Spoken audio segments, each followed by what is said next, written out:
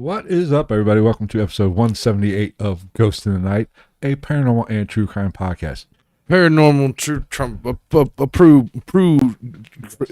Tonight we're going down the true crime conspiracy type shit. We are talking Ruby Ridge. It is a fascinating story. It's not even a fucking conspiracy. Like, it's just facts. But there's some conspiracies embedded in this. But they're not even conspiracies. At least the ones we know of. I don't know. The sniper. I think that's a conspiracy.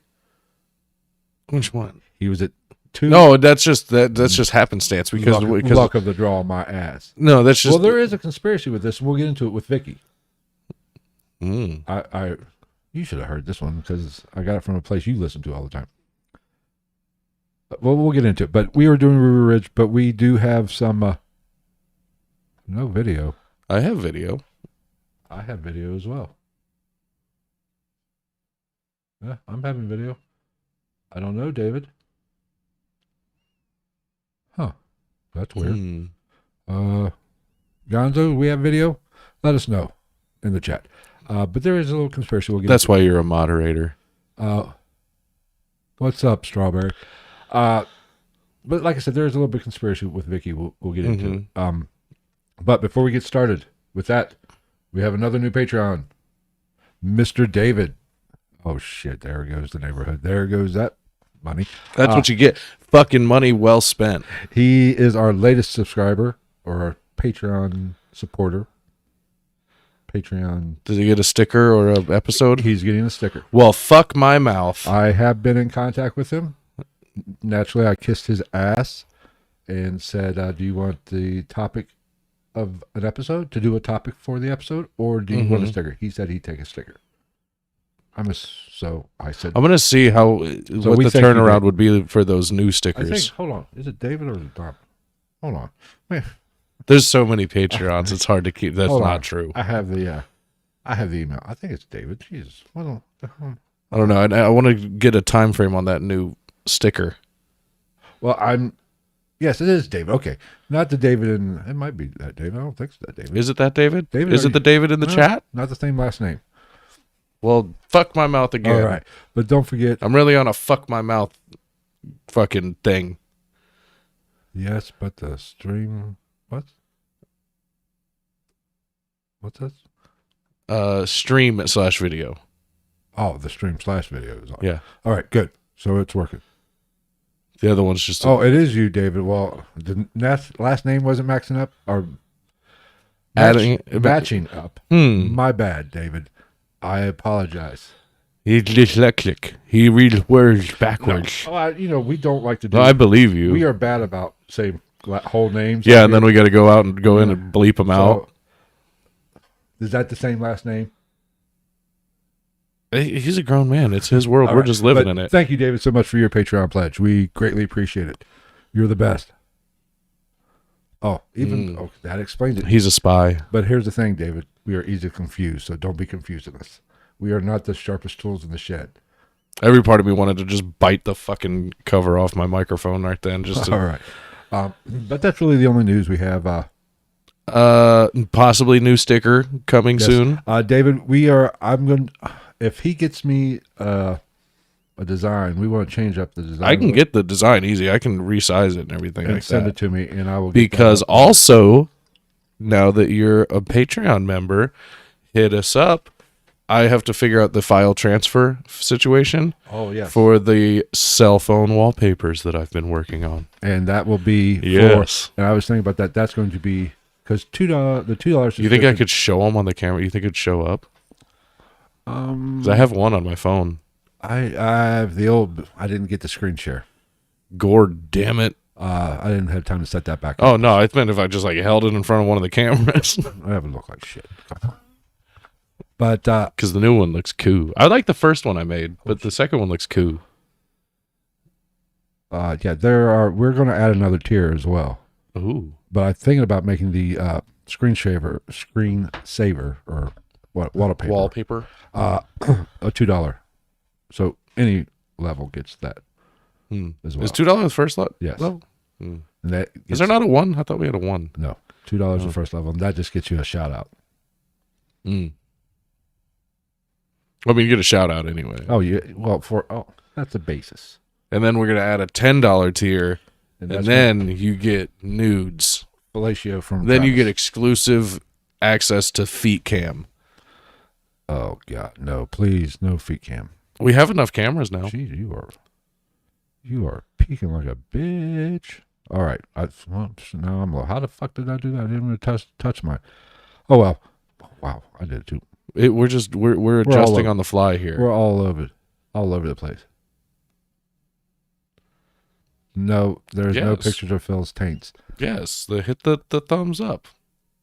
Oh, hey, thank you. That's a new name. Thank you. We greatly appreciate the support from even the non-Patreon listeners. But be sure to subscribe to this. And if you do want to become a Patreon subscriber, I hope I did that right. Oh, shit. I did not do that right. Oh, Lord.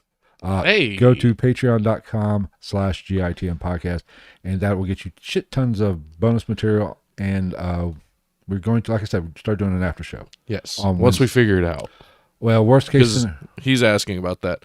I don't know. Well, we were gonna do it on Wednesday, but as everybody knows who follows, the fucking PC just took a big steamy fucking Taco Bell shit, a fourth meal dump, and we had to just reconfigure the whole goddamn thing that night. Therefore, there was no Wednesday show. Apologies. Fuck you, computer. You sloot. Yeah, it was pretty bad. Although I have somebody, I want to, if I can remember, I'm going to take some pictures of the inner workings of our PC. I have a friend that said he'd look at what we got and see where we need to start with, like, taking it through the roof. But basically, David, how the after show is going to work, I will send you, after the show Wednesday, we will stop the live stream and do another live stream private, and I will send you all the Patreon subscribers who are subscribers. I will send you via Patreon a message with the link to the YouTube. We're still YouTube, but you have to have the actual link. That's how that'll go. So 15, 20 minutes after the live stream ends. After a good piss and a cigarette. Yeah. Well, for me. For you, yeah. Quitter. Nobody likes a quitter. I will send you guys a link via Patreon. I might just start doing it, get everybody's email address and make an email list for Patrons. And can you not group message on Yeah, Patreon? you can. It's just that way I don't have to go into Patreon, and it's just a pain in the ass. But that's how that Patreon episode will work. And if you can't stick around for the whole thing, it'll be on Patreon for to be viewed later. So that's how that works. That's how that's going to work. That's things works that. Now, Wednesday being the first to go around, I'm sure it'll be fucked up. There'll be some technical difficulties. Oh, thank God it's Patreon. I plan on saying some cancel-worthy shit. Yeah. So not out of malicious intent, just in general, because that's just how I do. It happened. That didn't happen at the bar, but that happened the other night. That got brought up the other night at the bar. What? With that mutual acquaintance of ours that was up there. You know, the one you were with. Oh. Yeah. I was smoking a cigarette, and we were talking about it, and said that there was a friend watching with that person that was like, I want to say this. And our dedicated, loyal fan was like, no, don't do that, because you're going to start shit with Travis, and then he's going to pop back at you, and then all I see is you sitting here crying with my phone in your hand, and I'm like, I mean, I don't do it on purpose. You're just an asshole naturally. That's what we love about you. Maybe that person will be in tonight. Who knows? I'm just up front. No, it's all. She liked my Twitter post. Did you see my Twitter post? I'm still upset about this. Oh, fuck. We get a fucking full moon on Easter and not a single fucking werewolf Jesus sighting. No. This is bullshit. Oh, that reminds me. That's why Did you see Werewolf Jesus? No, that's why we were doing it tonight, because yesterday was Easter. Yes. Everybody had a great Easter. The first eggs and chocolates. As Travis would say, the first zombie day. Yes. The zombie holiday. It is the origins of zombies. And I did like that post you did on Easter. I'll be back in like 3 days, Mom. Tops. 3 days tops. All right. You ready to get on this? I fucking guess. Get on Ruby Ridge. Everybody hit that like button. Get on her and just ride her like a Harley, baby. All right. So to start, let's go into too much detail here. In case you were wondering, Ruby Ridge is the southernmost of 4 ridges that extend east from the bottleneck / Roman Nose mountain range toward the Kootenai River. The more you know. This is need to know information. It's not at all, but I threw it in there anyway. So we're going to start from the beginning a little bit because you know how I like to do. I like to build a scene. I like to really just layer up the paint on my art paintings of life. Quit the foreplay and get right to the fucking. We know this. I start from the bottom. Nobody likes foreplay. So again, starting from the beginning, we're talking not exclusively, but a very big part of this is Randall Claude Weaver, also known as Randy, who was born on the January 3rd, 1948. He was one of 4 children born to Clarence and Wilma Weaver. God, that was a good one. Wilma Weaver. Wilma Weaver, present. And I wrote this down. I started from childhood because here's a little talk point for us. He was born to this family who is originally from Villisca, Iowa. Huh.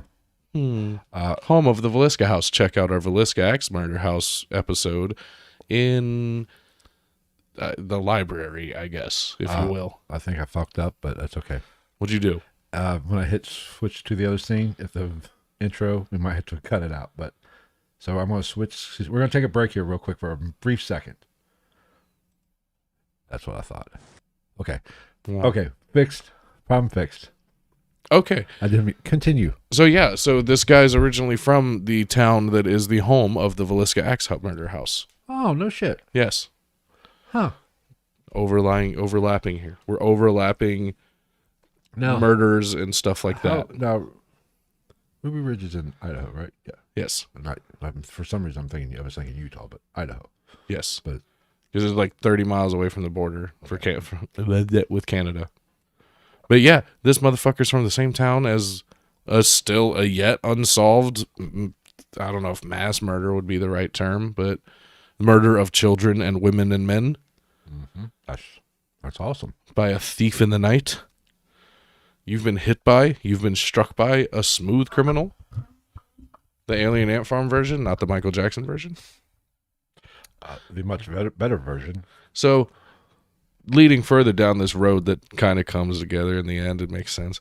The Weaver family was really religious, but they found difficulty finding a denomination to match their particular views and ideas. So because of that, they bounced around to different Baptist, evangelical, and Presbyterian churches. Make up your mind, damn it. Yeah, there's a lot going on there. I mean, at least they're not like going from like, oh no, I'm Catholic now. No, I'm a Jew. But a lot of bouncing around. He was an average student, played baseball and football in high school, and after he dropped out of community college at the age of 20, Randy joined the U.S. Army, in which he was a field engineer, I think is the term, and was a combat engineer, I think. Is that designing battle plans or what the hell? I think it's blowing motherfuckers up. But he's also a Green Beret. Real life Rambo. Yeah, he was like John Wayne. Well, John Wayne wasn't actually a Green Beret, but he played a Green Beret in a movie. So once you play something in a movie, you are that thing. That's how it works. In case anybody was wondering. Bye. In and out. I like their style. So again, Green Beret, blah, blah, blah. Randy was stationed at Fort Bragg in North Carolina, and after he was granted a temporary leave from Fort Bragg, he returned home, where he ran into old Victoria Jordison, his wife Vicky, soon to be wife. They were married in 1971, which I really want to look into that because she's from Iowa and her last name is Jordison. Okay. Joey Jordison, the late drummer from Slipknot. Slipknot's from Iowa. Oh, I mean, nobody else gives a fuck for the most part, but like my nipples got a little hard on that one just because I was like, I wonder. Yeah, you got erect. It'd be an interesting story to tell around the Thanksgiving table if either of these people were around to tell that story. That is true, but it'd be nice to know. It'd be very interesting if there is some kind of family connection. Like, yeah, it's not like good information to have for me. It's not like a common freaking name, right? I mean, to be from the same state, same name, I would say there's some. And there's only like 4,200 people in Iowa. I've been to Iowa. It sucks. So, anyway, moving on. So, the Weaver family, they ended up having 4 kids. Mm-hmm. You know, Sarah, Sammy, one that I can't fucking remember, I'll be honest. The baby's got a weird fucking name. The baby? Yeah, we'll get into the baby. Don't worry. I'm going to save that name for later because I feel like it drops in perfectly chronologically with how all this works. What the fuck are you doing? Just being a ghost? A tiny ghost. There you go, Casper. So, at this point, this Weaver family, we're jumping ahead a little bit here because it kind of laying the groundwork for some shit. They started to adopt the beliefs of quote unquote the Christian identity movement, which includes inklings of both white supremacy and separatism and anti-Semitism. So the Christian identity movement believes that white people are the lost tribe of Israel, Jews are satanic, and in some cases the belief that black people are subhuman. Oh, okay. Yeah, there's a whole thing.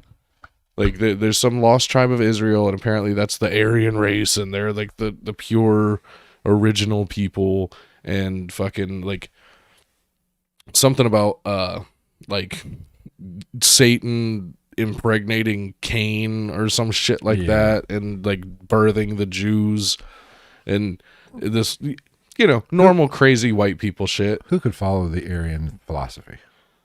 The Aryans don't even follow the Aryan philosophy. Everybody talks about like the Aryan gangs in prison. I won't say any specific names because I'm not totally fucking stupid.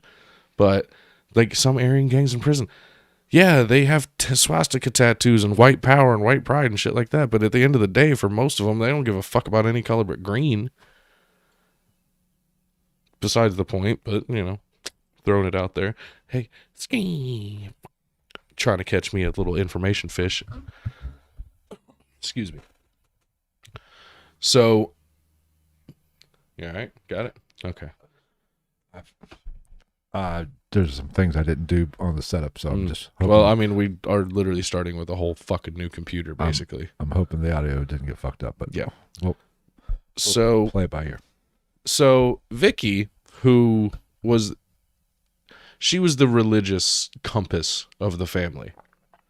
Okay. She was the... Honestly, I would say if this went on for longer, one might venture to say the fucking cult leader of this whole thing. But she started to have recurring dreams of living on a mountaintop, and she also was convinced that the apocalypse was imminently coming.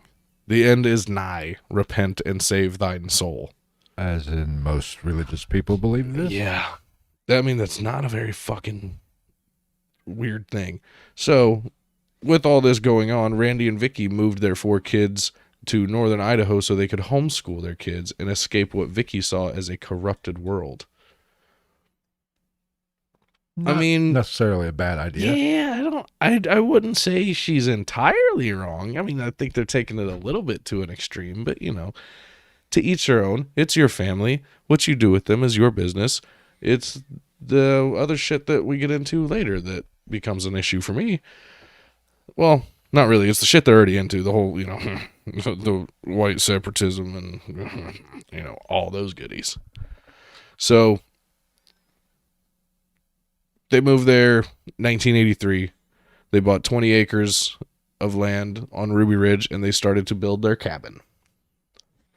Dream home. Yeah, normal shit. Now, I will say, sidebar to this cabin, it really was a homestead, I would say. Mm-hmm. They had a garden, all that shit. They were self-sufficient.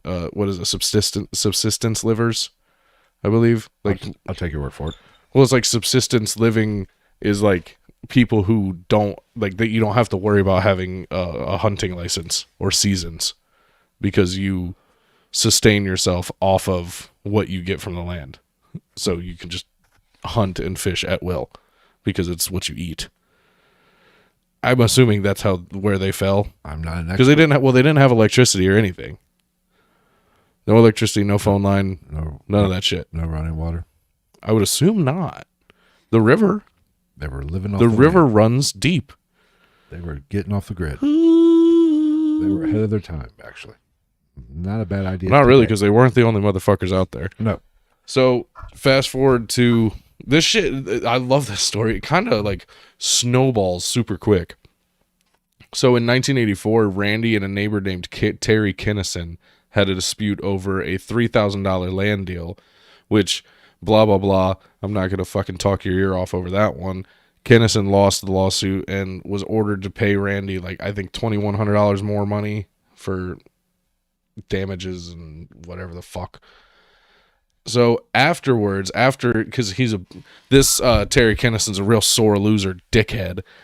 After this, he wrote letters to the FBI, the Secret Service, and the county sheriff in which he alleged that Randy Weaver had threatened to kill Pope John Paul II, President Ronald Reagan, and the Idaho governor John V. Evans. That's a big wish list.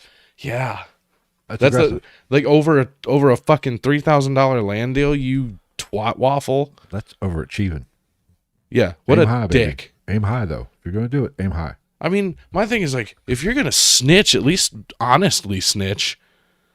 True. Like, I would rather have somebody roll over on me for facts than if I'm, like, in trouble for stealing a Kit Kat and they're like, so-and-so incriminated you. What that motherfucker say? He said that you killed Queen Elizabeth.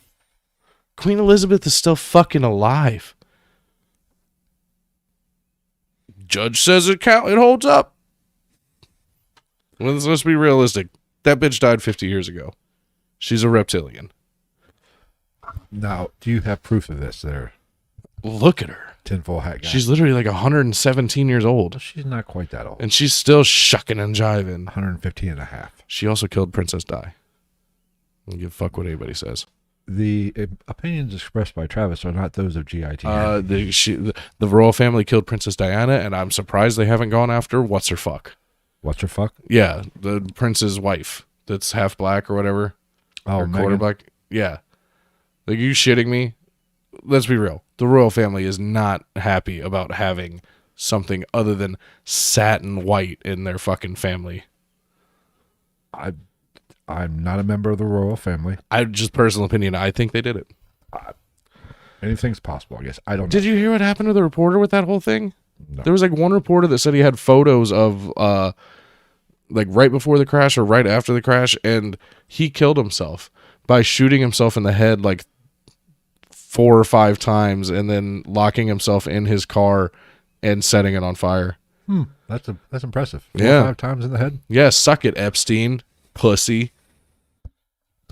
Epstein should also suck it anyway. Let's not make this out to be me saying Jeffrey Epstein's better than anybody. Fuck that prick. I'll dig him up and make sweet love to his butthole right now. And he'd deserve it. Yes.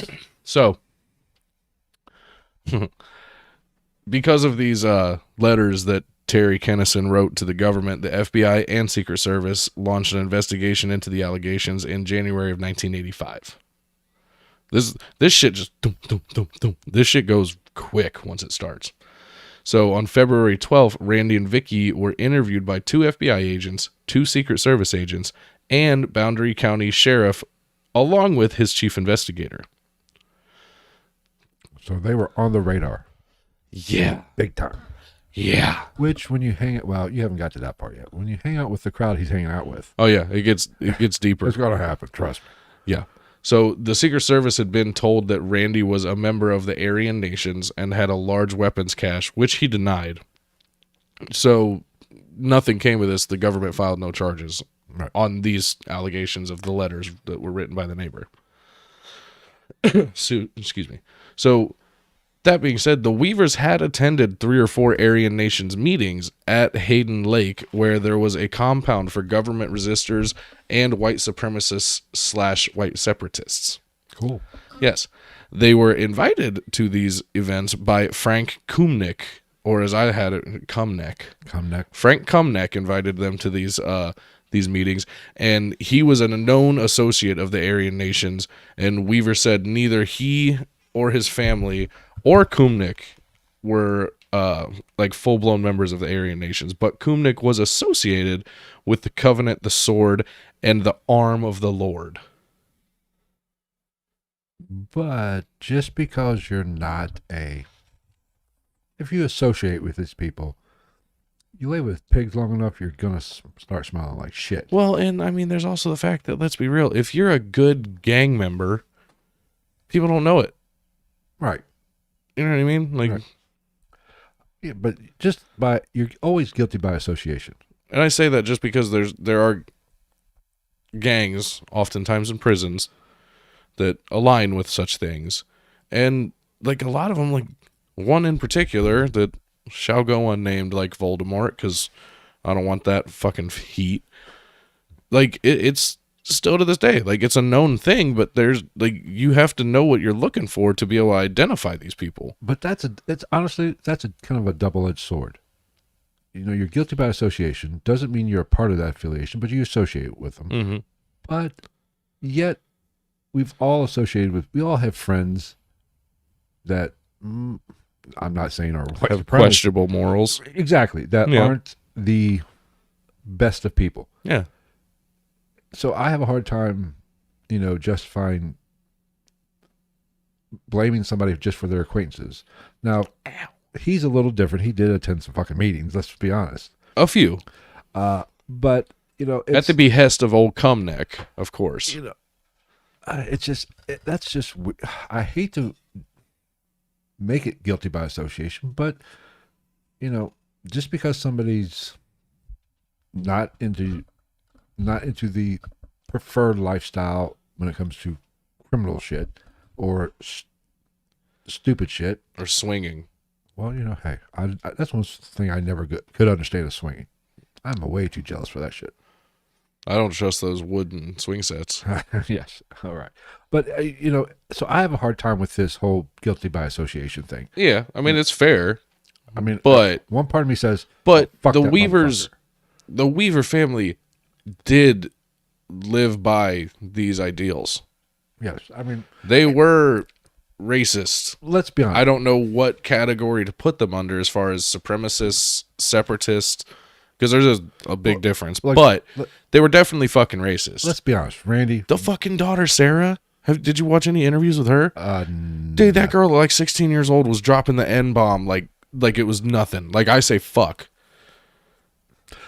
And I'm like, girl, you were too fucking young to even understand that level of hate. I mean, Randy was born, 48, I believe, right? Mhm. Yeah. 48, a man from that generation. Who was in the And military. we are talking 1992.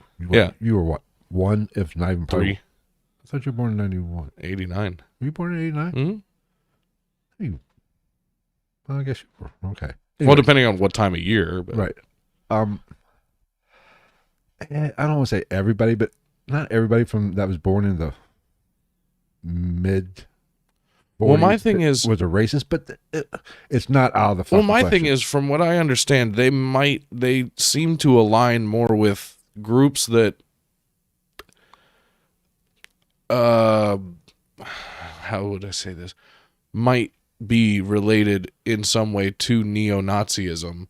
Right. And I'm like, motherfucker, you were born in 1948, you were a Green Beret, and you're gonna have Nazi insignias and back anything Nazi? That doesn't make sense. How do you fucking make that connection? Yeah. I mean, but is it the times? Even 1992. Like, you'd think all those people be like, hey, man, you want to come to our, Miss Vicky, would you like to come to our established, I don't talk too good. Would you like to come to our Nazi party? And you would think he would be sitting back there just cleaning a gun, like finishing up the last lyric of the old song. It's the Green Beret. I don't know the whole song. But like 1992, I was 19, depending on when was this I was 19 in 92. Not 1900 years old, you jackass, before you say it. 1892? Yes. But 1992, I was 19. Trust me, there was racism out there. Oh, yeah. I mean, it was not as... Well, everybody's like, oh, it's going away. It's not going away. It's just going underground. Racism, you'll never get rid of racism. No. Because we are designed... You'd have to make us all the same color. We are designed to... And even that, there'll still be some kind of racism. Yeah, it'll be like, oh, well, we might be the same color now, but you're still from Istanbul, fuckface. So let's be honest. The human race does not need much excuse to hate. No, we're trash bags. But in 1992, this philosophy or this way of thinking... Well, plus we're in was much more- bumfuck Idaho. Yeah, exactly. was much more prevalent than it is today. Yeah. Every year it gets a little, better and better and better. Yeah, we're in northern Idaho, close to the border, which, like, people want to act like it's all accepting, mostly because of, like, Portland and shit. Right. But, like, Northern California, lots of racism. Idaho, Montana, like, I would assume just because of the lack of population. So you have less of a chance to gain knowledge that gets you away from that old thought process. Right. But in that time I did watch a video, though, where according to a Twitter poll per 100,000 tweets that involve racial slurs, Ohio's the second most racist state. Yeah. Really? Ohio? Mm-hmm.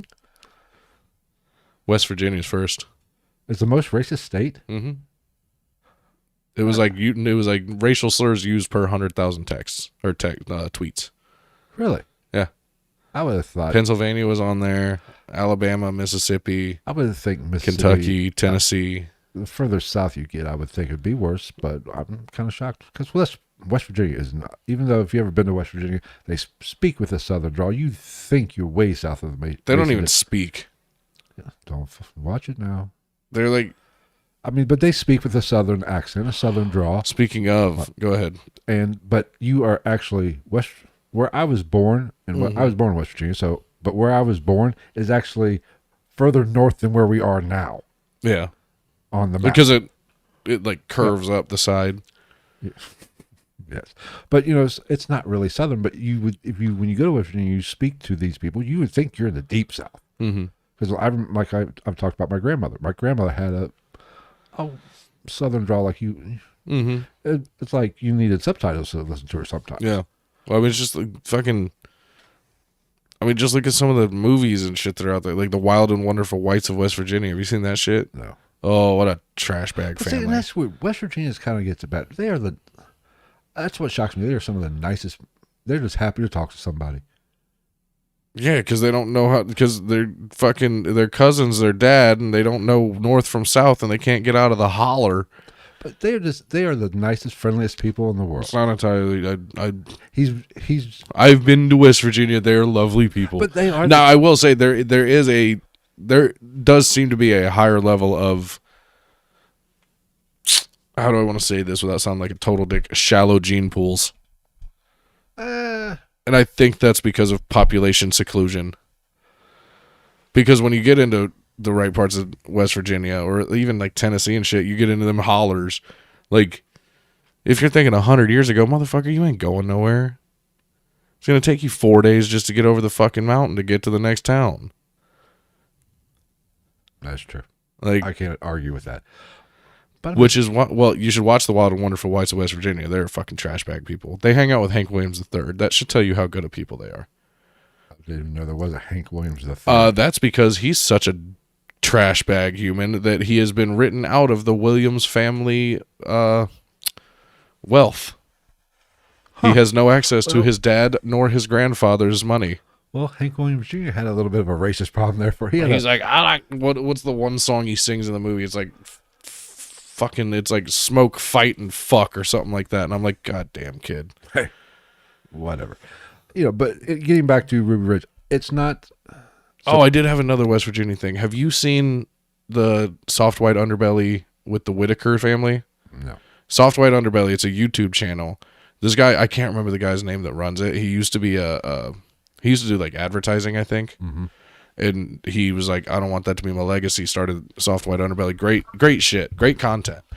And like he does stuff where he interviews like crackheads and crack addicts, as he likes to say. He's a little more politically correct than us. Or like prostitutes, pimps, fucking like he's interviewed nihilists and shit. Right. Like a lot of people he just pulls off of Skid Row. Mm-hmm. He has like a setup on Skid Row, like in a building to do interviews.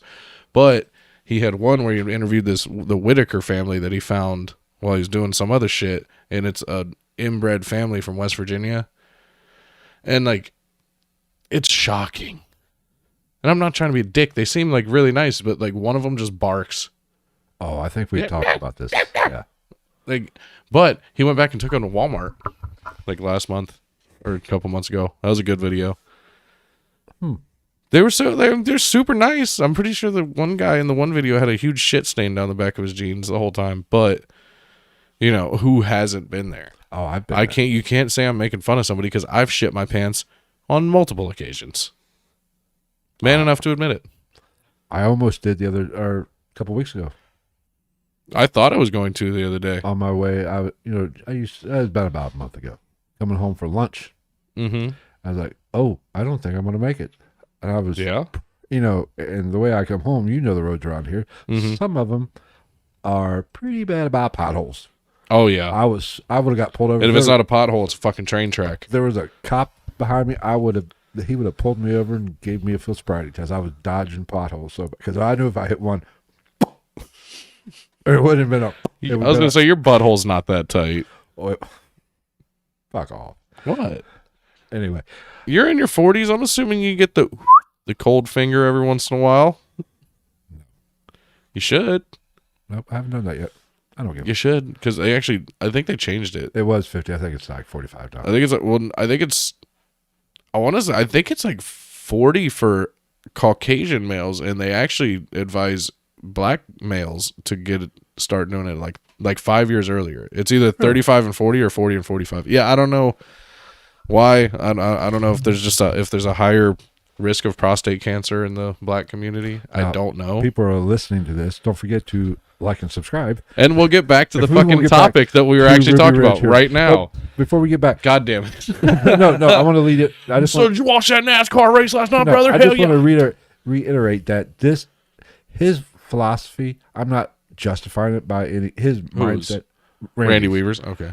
Randy's, it wasn't uncommon for this time, even back in 1992, which is not that long ago. No. Especially when you're talking about bumfuck middle of nowhere. Right. I mean, it's not. I'm not justifying it, but it's like they got 20,000. They got 20 acres for like $5,000 or some shit like that. You don't move. That's not a populated area. His way of thinking was very common. Mm-hmm. I mean, it's not a shock that Bill Burr's got that joke. What's that? Oh, I believe it was like 8 hectares. In case anybody's wondering. That Clippers, the owner, Sterling? Yeah, who had that little racist rant. Mm-hmm. And one of Bill Burr's bits was, the man was born in the 30s. That really wasn't that bad for a man that age. Right. It was just normal. Right. You were shocked about that? But this is not that he's right, not that I believe in what he said. No. It's just not that shocking. Yeah, I'm not surprised at all. Because even though from what I understand, his wife was basically wearing the pants in the relationship. Well, that's... all women wear the pants anyway. They make the world go round. It's like... They control the world. It's like, I mean, that's how it works. All right, get back. Men get the last words in every argument. Yes, honey. Continue with Ruby Ridge and the Randy Weaver saga. Okay, so February 28th, Randy and Vicky filed an affidavit with the county courthouse alleging that their personal enemies were plotting to provoke the FBI into attacking and killing the entire Weaver family. All right. Let me get this mic. Hold on. Let's get you to your own screen so you can really talk into the camera. Don't point that far. You'll be in my screen. Let's talk about this first off. If you write a fucking letter to the U.S. government saying that your personal enemies are going to provoke the government into killing you, you're automatically on the goddamn list, pumpkin butt. You fucked. Am I wrong? No, you're not wrong. That is not a letter you write as a normal citizen. You're not fucking Tony Soprano. You're not Michael Francese, if we want to go with real mobsters. What the fuck? That's a little... You live in a goddamn mountain. You have one guy that doesn't like you over $2,100. I don't think it's that fucking serious. A little delusional. A little bit. But, maybe. You never know, though. I mean, I guess it could be a thing. It wasn't. So... Fast forward a little bit to May 6th, the Weavers sent President Reagan, it gets worse, they sent President Ronald Reagan a letter saying that their enemies may have sent him a threatening letter under a forged signature. Yeah, this is an interesting... I've heard about this story. This is kind of interesting. There was no such letter. Right. But it gets in used. 1992, the prosecutor cited the 1985 letter as an quote, overt act of the Weaver family conspiracy against the federal government. And this is why I said there is a little bit of conspiratorial shit to this. Yes. Oh, I mean, there's, but is it really a conspiracy though? It's a conspiracy. It's just not. It's not a conspiracy theory. It's a legitimate conspiracy that the government that has fact to back it. The government will do whatever the fuck they want to prove their case. Oh, especially back then. Yeah, especially back then. Because, like I said, like we're not gonna.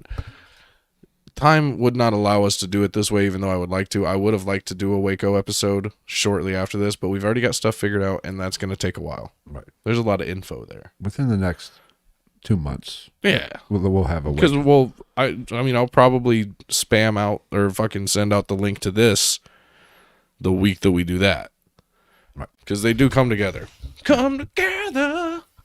No Beatles right on the show. Now inside of me. No, that was the Aerosmith version. Oh, okay. Was that Aerosmith that covered that? It was, right? I think Aerosmith did cover it. I don't know. Overrated song. Fight me about it. Excuse me. So the ATF became involved with Randy in July. Let me try that again. Easy for you to say. In July 1986, when he was introduced to one of the ATF's confidential informants, which I'm going to say this ahead of time. I don't like saying that word, so I'm going to probably use the word CI from this point. I do have a question because I got some. We're on 86. When we get to 92 or the 90s, is this the same informant that basically got no, but I know what you're talking about. I will touch on that. Don't worry. Okay. So yes, 86. He was introduced to one of the ATF's confidential informants, posing as a weapons dealer. He was invited. Randy was inviting to. God damn it, Bobby! Take 2. Give me a blast.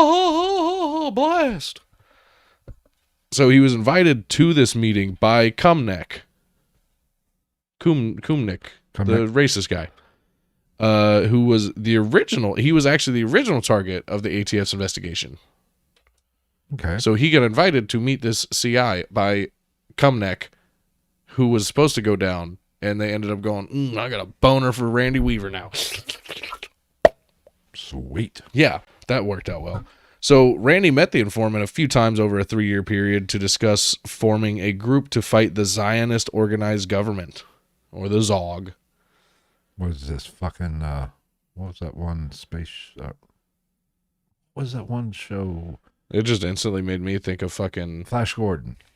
For some reason, that just sounds like a Flash Gordon. What was that guy's name? The bad guy, or... Ming? Ming, that's what it was. But Zog Ming, you know. Flash, savior of the universe. Such a fucking horrible movie. Yes. Jesus, good one. I just automatically thought of fucking American History X. Hey, Tyler's here. Don't worry, Tyler. We know you wouldn't miss us. We love you. Yeah, I just thought of American History X. We gotta say hi to Gregory. We didn't say hi to Gregory's here. What's up, Gregory? And Jade showed up. Yes. But yeah, you've seen American History X. Yes. Yeah, such a good movie. Edward Norton's finest work. And Edward Furlong. Just like for that kid, that was a good movie. Yes. It was like that and Detroit Rock City was about it. I never saw Detroit Rock City. Oh, you should see Detroit Rock City. It's actually it's funny as fuck. And it's got Kiss in it, so you'd love it. I would hope so with the name. You don't think... Yeah. I mean, literally the whole movie is like them trying to get to Detroit to go to a concert. No, matter of fact, I think... Yeah, I think that movie's hilarious. You don't think Gene was going to let him use that name without them being... Dude, he tried to fucking patent the term OJ for orange juice. Fuck you, Gene. When did he try to do that, though? I don't know. Hopefully it was before 95. If it was before... Well, he also tried to get the copyrights to the fucking devil horns. He got into a big argument with fucking Ronnie James Dio because Ronnie James Dio was the one that made that shit up. Yeah, but because it wasn't the devil horns, it's the fucking evil eye and Sicilian culture. Yeah, that's been around for centuries. Right? All right. Fuck you, Gene. You stupid long tongue and your fucking lady of the night wife. Anyway. Where was I? October 1989. Great year for me, not for this guy. The ATF said that Randy sold their CI 2 sawed-off shotguns that November. See, now I heard that the man, I've heard two different stories, that he wasn't a CI, he was actually undercover. Okay. We'll get to this. Am I just getting something confused, or? I think I'll answer your question. Okay. Don't worry.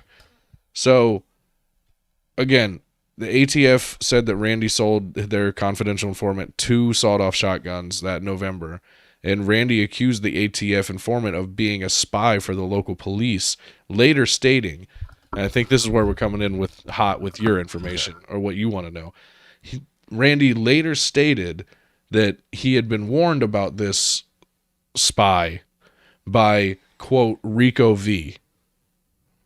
Now, sometime after this, the ATF informant had been outed to the Aryan Nation's security by an FBI confidential informant named Rico Valentino. Oh. So the FBI snitched on the ATF, and the FBI told Randy Weaver that the ATF confidential informant, well, the FBI confidential informant, these aren't government employees. Right. They're people they flipped. Right. But the FBI's confidential informant not only told Randy Weaver that this ATF informant was a snitch, but also told the Aryan Nation security that this guy was ATF. Okay. So that's where the confusion. So that's where the confusion is, and also that's how much you should fucking believe in and trust our goddamn government. Oh, well, they're out here snitching on themselves. This whole CI. But at the same time, why the fuck does the FBI give a shit about that? A, it's not their CI. 2, it's just a CI. It ain't fucking it's not fucking their investigation up. So who gives a fuck if that guy dies? Fuck that dude. You know, these these alphabet agencies get a little pissy. They get. Oh yeah, the alphabet gang. Basically, it's a freaking. See who's got the biggest swing. Well, I mean, it happens all over the place. Well, I'll get into that. I don't even have that like in my notes. I just know this that I'll get into later. Well, don't you worry. This whole CI thing is very, very sketchy. Yeah, you have different agencies snitching on each other's confidential informants. People that like the people that, yes, they're not government employees, but they're the first ones that are going to get fucking killed if somebody finds out. And even this, I'll probably pop the shit out of that. This CI who got him to saw the shotguns off, which you can saw off a shotgun, just it can't be below to a certain extent. Yeah, and I guess it was just, I don't know the exact numbers, but I've heard it was just like pubic hair. I think it was within an inch. Right, which sawing off is they're not machinists, they're not that precise. Right.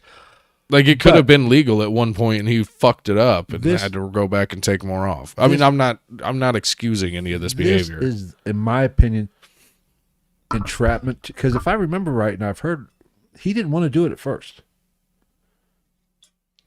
He actually said no, and then eventually he talked him in. He kept on going and talked him into it. I got an itch. And when a CI does this, I'm sorry, this is entrapment. It's not though. It's not though, because a confidential informant is not an agent of the he was working federal on government their behalf. So he is told. I guarantee you, he was told get him to do this because let's be honest, what they wanted to do. Yeah, but we'll never know that. Those conversations are not going to be on the record. Oh, yeah, they're not on the record. Yeah, but I know, but they have. So it can't be entrapment if there's no record of it. But you are still a CI is still paid. CIs are still paid. Not on the books. Oh, I don't even think there's books. I think they have to. I'm sure some of them. They have to. I'm sure some of them, but these guys, I doubt were. These guys, it's either this or you put them in fucking prison or you go into prison. But my point is, they were doing this to Randy because he's a small fish in a big pond too. Mm-hmm. To get him and flip him. Yeah. That's how it always works. That's how this game is played. Yeah. It is so fucking wrong. Law enforcement is well, I don't want to say law enforcement, but investigation and shit like that it shoots and ladders. Well, look at you work your way up. Sometimes you fall back down, but then you find another ladder and you work your way up to the top. Nobody gives a fuck about the guy selling bags of dope on the street. They want the dude that's fucking bringing it across the border. But look what happened. What was 2020 with the Michigan governor, that plot to kidnap her. Yeah. What was it? I don't know the exact numbers, but I've heard half of those people involved in that were either CIs for the FBI. Yeah. Like 7 out of 14, what, I don't know the exact numbers, Mm-hmm. but over half of them were CIs. Mm-hmm. So you don't, I mean, bullshit at that point. That's just a bunch of guys. See, and it makes you question how the thought process, though. Are those dim or is it just me? A little different. Yeah, anyway. But it makes you question the thought process. Like, do we just have a bunch of dumb motherfuckers that think that they're above the law now because they're working with it? Probably. But my point is, like in that case in Michigan, who came up with the fucking idea? And I don't put it past the government, but I would be kind of surprised if they ever cop to it. Oh, A, because that wouldn't happen. B, just because that's pretty dumb. But it's just some shit. Like, they do some shady shit, but they traditionally don't do dumb shady shit. It's shady. Not dumb in the way that they're gonna get caught for it. But Randy's, no, odds are, I'm not saying Randy's a saint by any stretch, but oh no, up to this point, Randy's just a hard-headed, stupid motherfucker. Yeah, up to this point, like, I don't like him, but I don't like I don't think like throw him in jail forever. I mean, it's not like he was an arms dealer. No. But And it's not even that, like, from what I understand, it's not like he had a massive cachet of weapons. No. He probably had no more weapons than what would be needed to most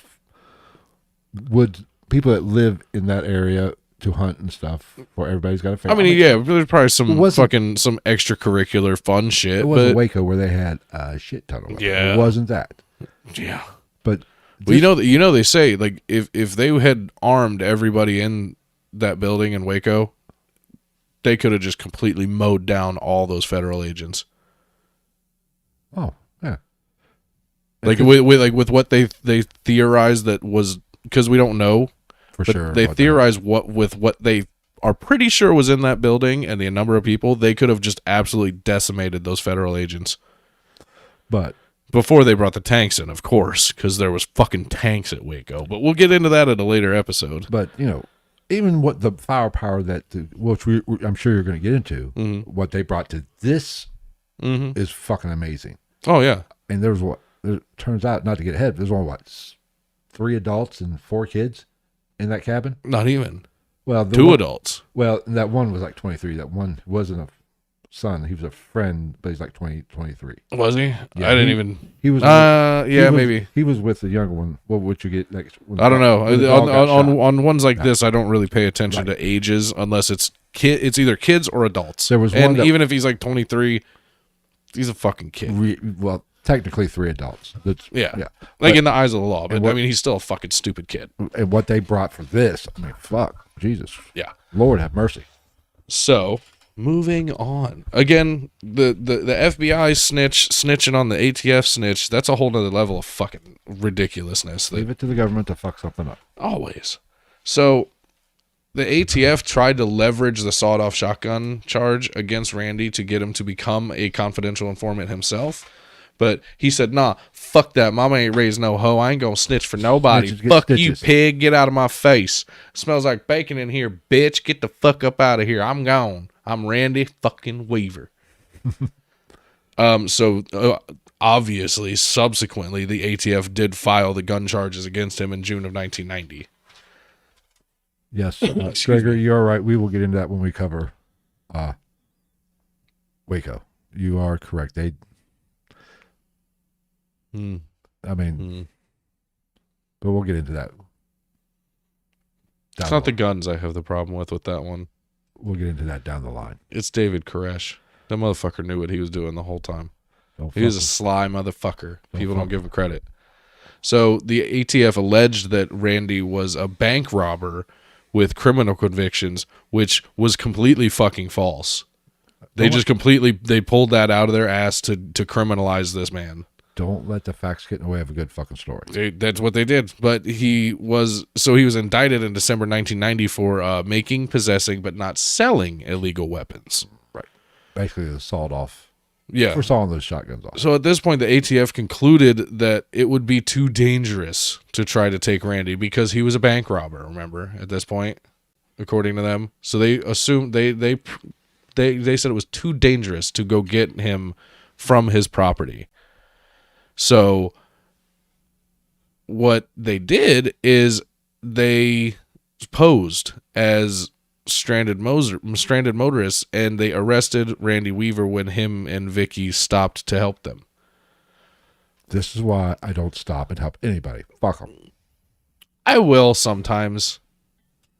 If I look at them and I'm like, okay, there's nobody else in the car and I can body slam that bitch, maybe. Or if it was like you, I'm definitely driving past. It would probably be me or you, because fucking my car is a piece of shit. Yours isn't, but we just have a knack for seeing each other like multiple times a week on the road. Down the side of the road, you drive on by, flicking me off as you drove by. Yeah, then I'd come back like 20 minutes later with like a fucking Mountain Dew and like the tool, like a tool bag. You'd be like, where'd you get the tool bag? We're gonna have to take this tool bag and fix your front door after this, but I'm here. Don't worry. I told the neighbor to watch out. They were leaving, but I told them. Right. But this is why, of course. But if you're fucking, there's two parts to this for me. One, not a bad idea by the government. No. Not a bad idea. Two, at least to some extent, this has to speak to the type of people that we're dealing with. As in Randy? Yeah.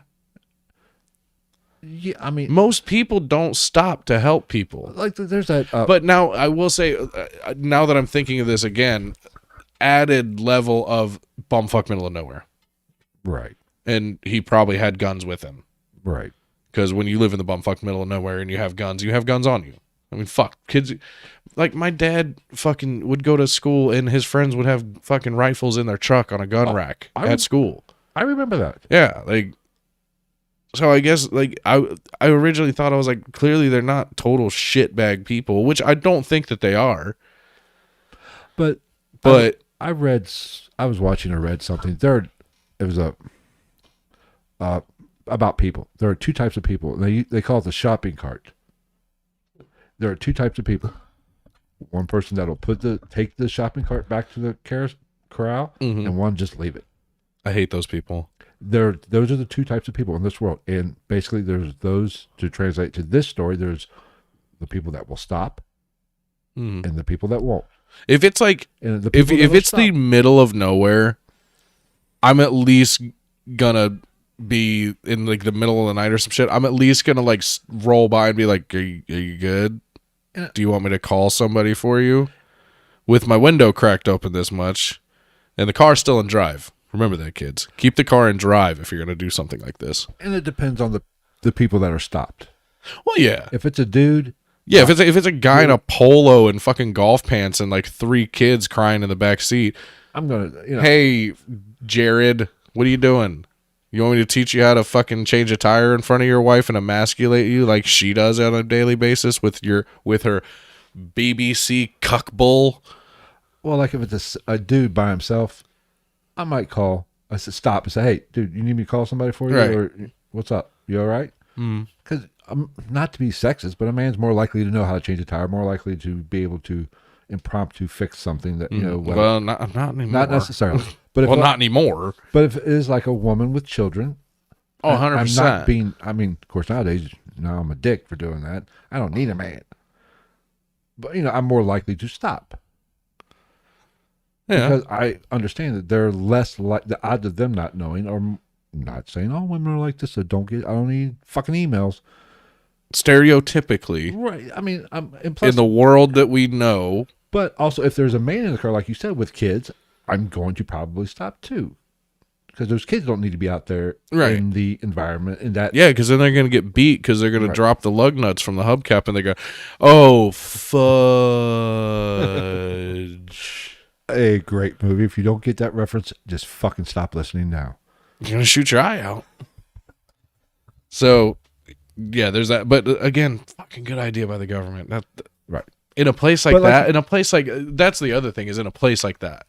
But the odds of you running into fucking a mafia hitman in the mountains of Idaho, or Richard Kuklinski, you know what I'm saying? Right. Like, it's probably pretty low. Hey, you're probably running into a neighbor or somebody that's going camping. That's how Kuklinski killed that cop.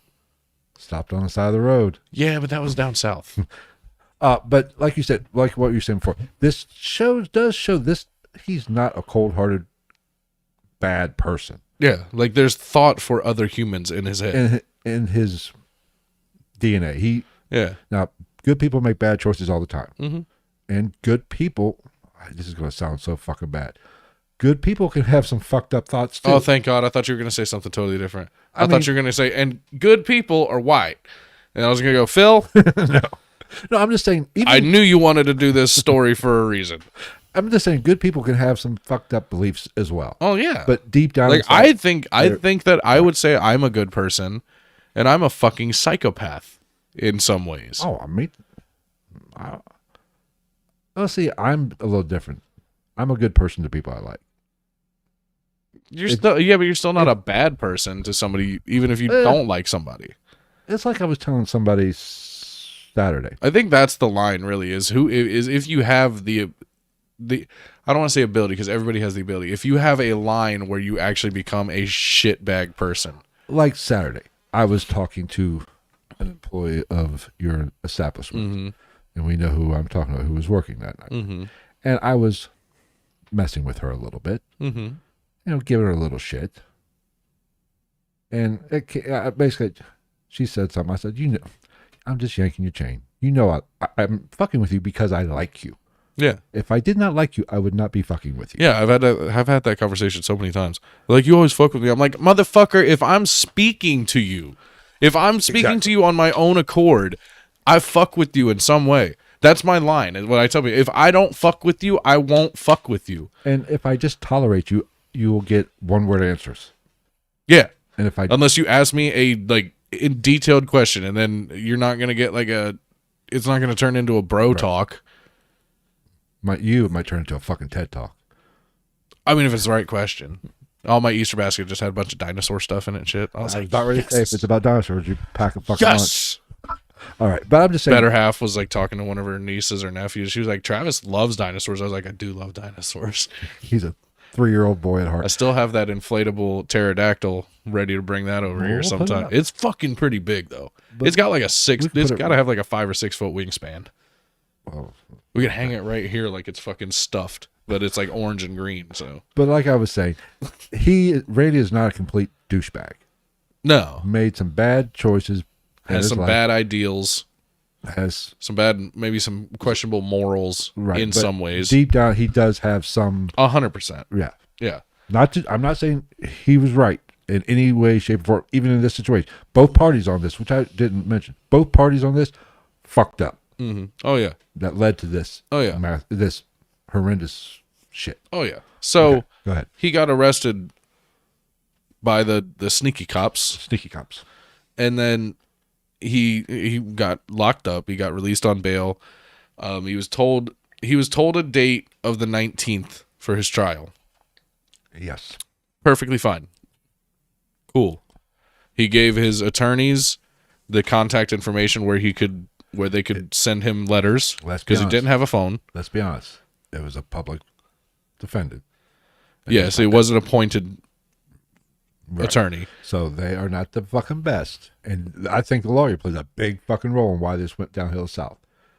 And you'll get to that. He does not, but a lot of people in the court system play a role in this one from this point on. Well, I'm just saying, if he would have fucking done his job, tried to do his job a little bit better. If anybody in this court system would have done their fucking job, this probably if the judge would have been like, if the judge even would have been like, what do they call lawyers in court? Counselor, you're a fucking idiot. Right. Let's do this. Right. The judge could have easily done that, but he didn't. Right. So we're jumping ahead of ourselves. Right. So he's giving a court date of the 19th. The judge moves the hearing to the 20th to allow more travel time because there was a government holiday. President's Day, I believe, at the time. Sorry, I wasn't on camera. Is that really a holiday? So Randy's attorney was informed of this, and he sent several letters over over a 3-week period. He sent 3 letters to Randy about this. And he even got in touch with people who knew Randy, that I don't know if they were neighbors or just acquaintances, to let him know that they had changed the date from the 19th to the 20th. Obviously, this didn't work. We're in February? Yes. Oh, no. March. Originally, it was February 19th, and it got changed to March 20th. Yes. Right. Yeah, right. Okay. Yes. February into March. Right. So, I'm pretty sure. You can check if you want. Wait, I'm trying to think. I thought it got changed another time. I've got all this. I've got multiple levels of notes here. I thought it got changed another time because I thought they were going to give him. They knew he has. Oh, well, I may be wrong on that. I thought the FBI or ATF or the Marshals, because at this point. Okay, here I've got. Oh, that's my, what. That's I, what I subtext my my written notes. Okay. So, January 22nd, the judge in the case appointed attorney Everett Hoffmeister as Weaver's legal representative. The same day, Weaver called probation officer Carl Rickens and told him that he had been instructed to contact Rickens on that date. He did not have the case file at that time, so he asked Weaver to leave his contact information, which he did. According to Rickens, Weaver did not give him a telephone number because he didn't fucking have one, dick nose. Hoffmeister sent Weaver letters on January 19th, 31st, February 5th, asking Weaver to contact him on his defense to talk to him about his defense on the federal court system, within the federal court system. On February 5th, the trial date was changed from February 19th to February 20th. So we're talking January to February. Right. You know, blah, blah, blah, blah, blah. So on the 7th, Rickens sent Weaver a letter indicating that he had the case file and needed to talk to him. February 8th, Hoffmeister tried to contact him. Nothing. So he got a hold of some people that knew Randy, told them to have Randy call him or get a hold of him. And he actually told the U.S. District Court Judge Harold Lyman Ryan that he had been unable to reach Weaver before the scheduled court date. Right. Yeah. So when he didn't appear on the, I don't even know why I wrote them out. I'm just gonna go to these. Yeah, because these are much better notes. I don't know why I tried to paraphrase my way through this one. Excuse me. Where's my pen? Right there. I know I need to take this with me. I fucking couldn't find my other one. This is my favorite pen. We'll take it. I got an abundance of pen. I've got two just sitting right fucking here for now. Phil's part of the Pen 15 Club. So when Randy didn't show up for court on the 20th, the judge, or Your Honor, or whatever the fuck, Ryan issued a bench warrant for failure to appear, that's normal. You expect that. Well, I thought it went from, I must have got something. I thought it went from the 20th of March to, they bumped it up to February, the 19th. Because I could have swore I heard somewhere that they gave him, when he didn't show, they were going to give him till see if he showed up for the second date. That's why they didn't go in right away. That was just the one day. Well, I mean, it's never right away, but yeah, they just kicked it the one day because of the government holiday. Why would they give you an extra month for travel because of a government holiday? Oh, no. That was...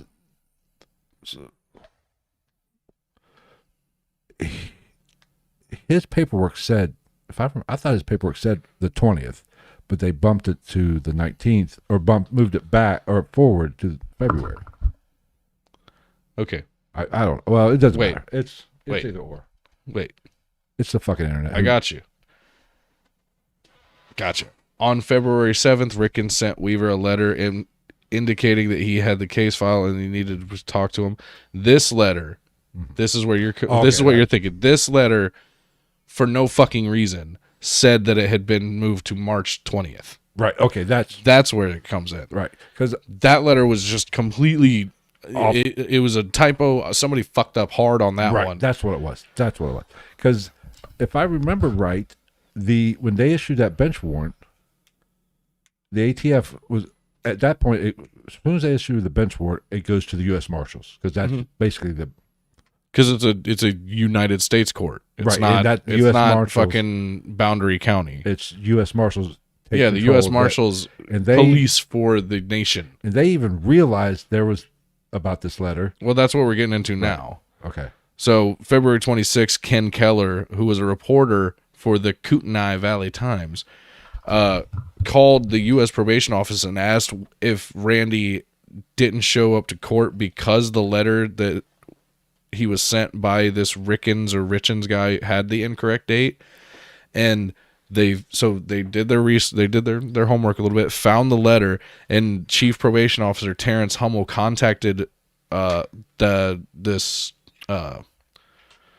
can't I fucking word this media guy, fucking reporter, sorry, Jesus fuck.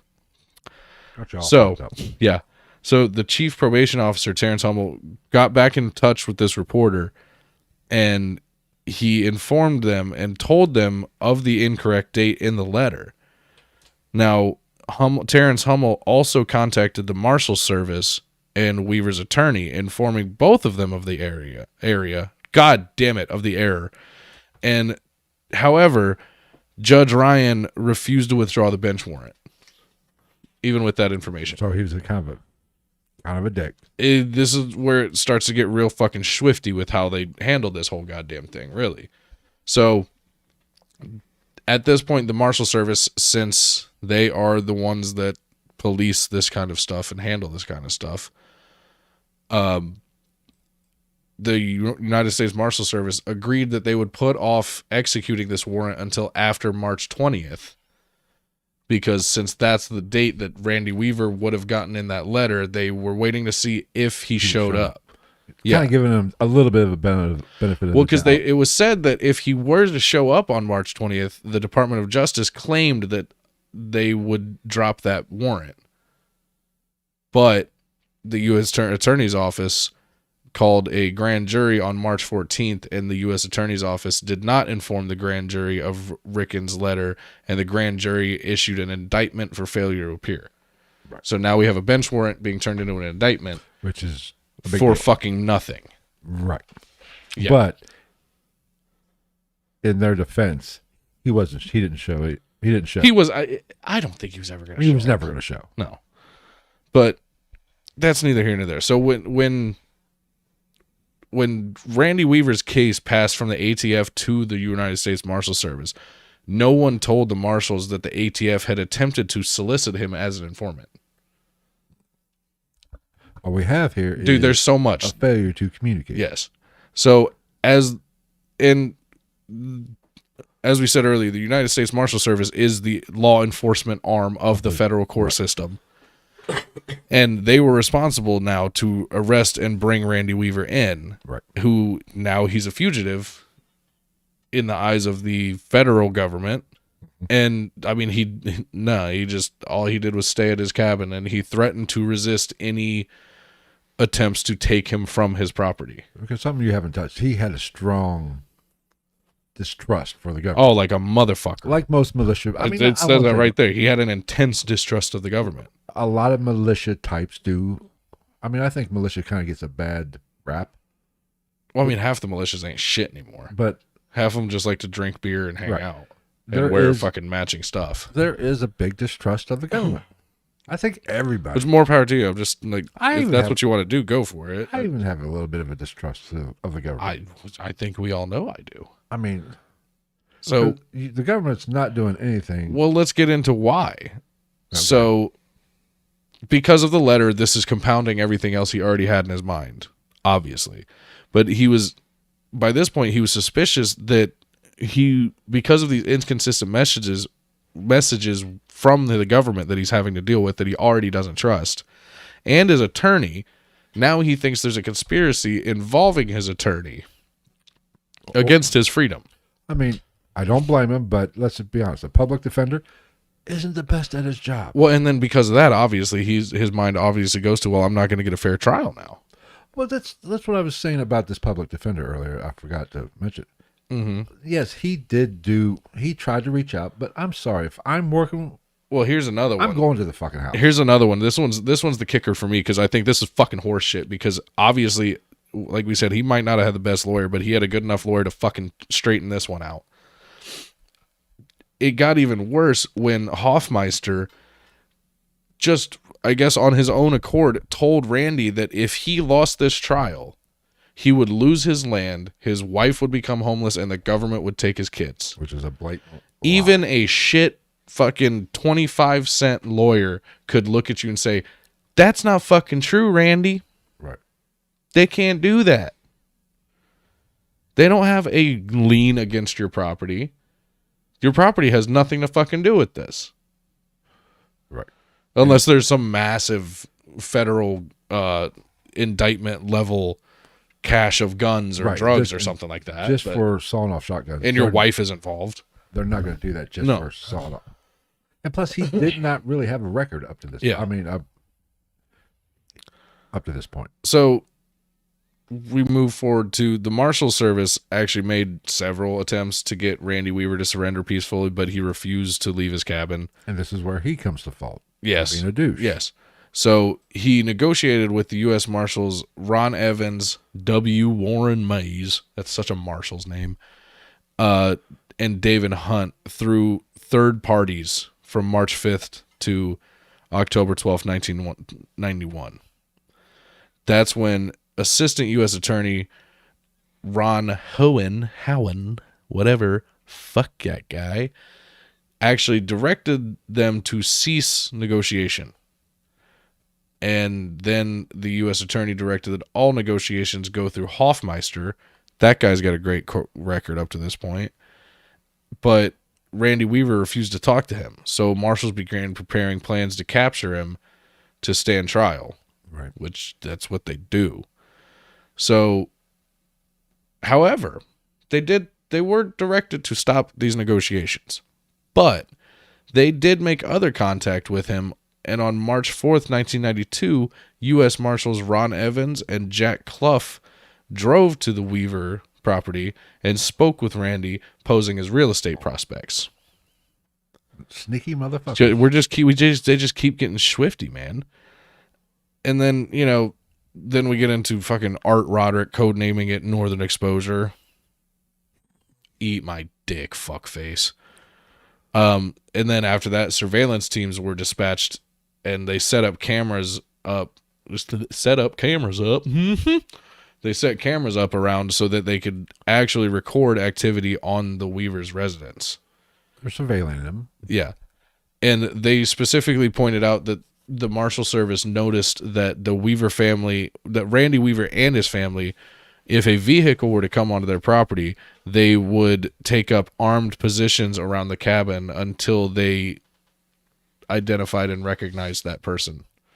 Which, you have a right to defend your land to a certain extent. Yeah. I mean, it's your property, out in the middle of the woods. You never know. I mean, I don't necessarily have a problem with that. Taking up armed, positions in a defensive position it's actually kind of smart, but... Well, and they also really, they tried to profile him, and they really fucked that up too. Because they were talking about how he had booby traps all over the place and shit like that, and it just completely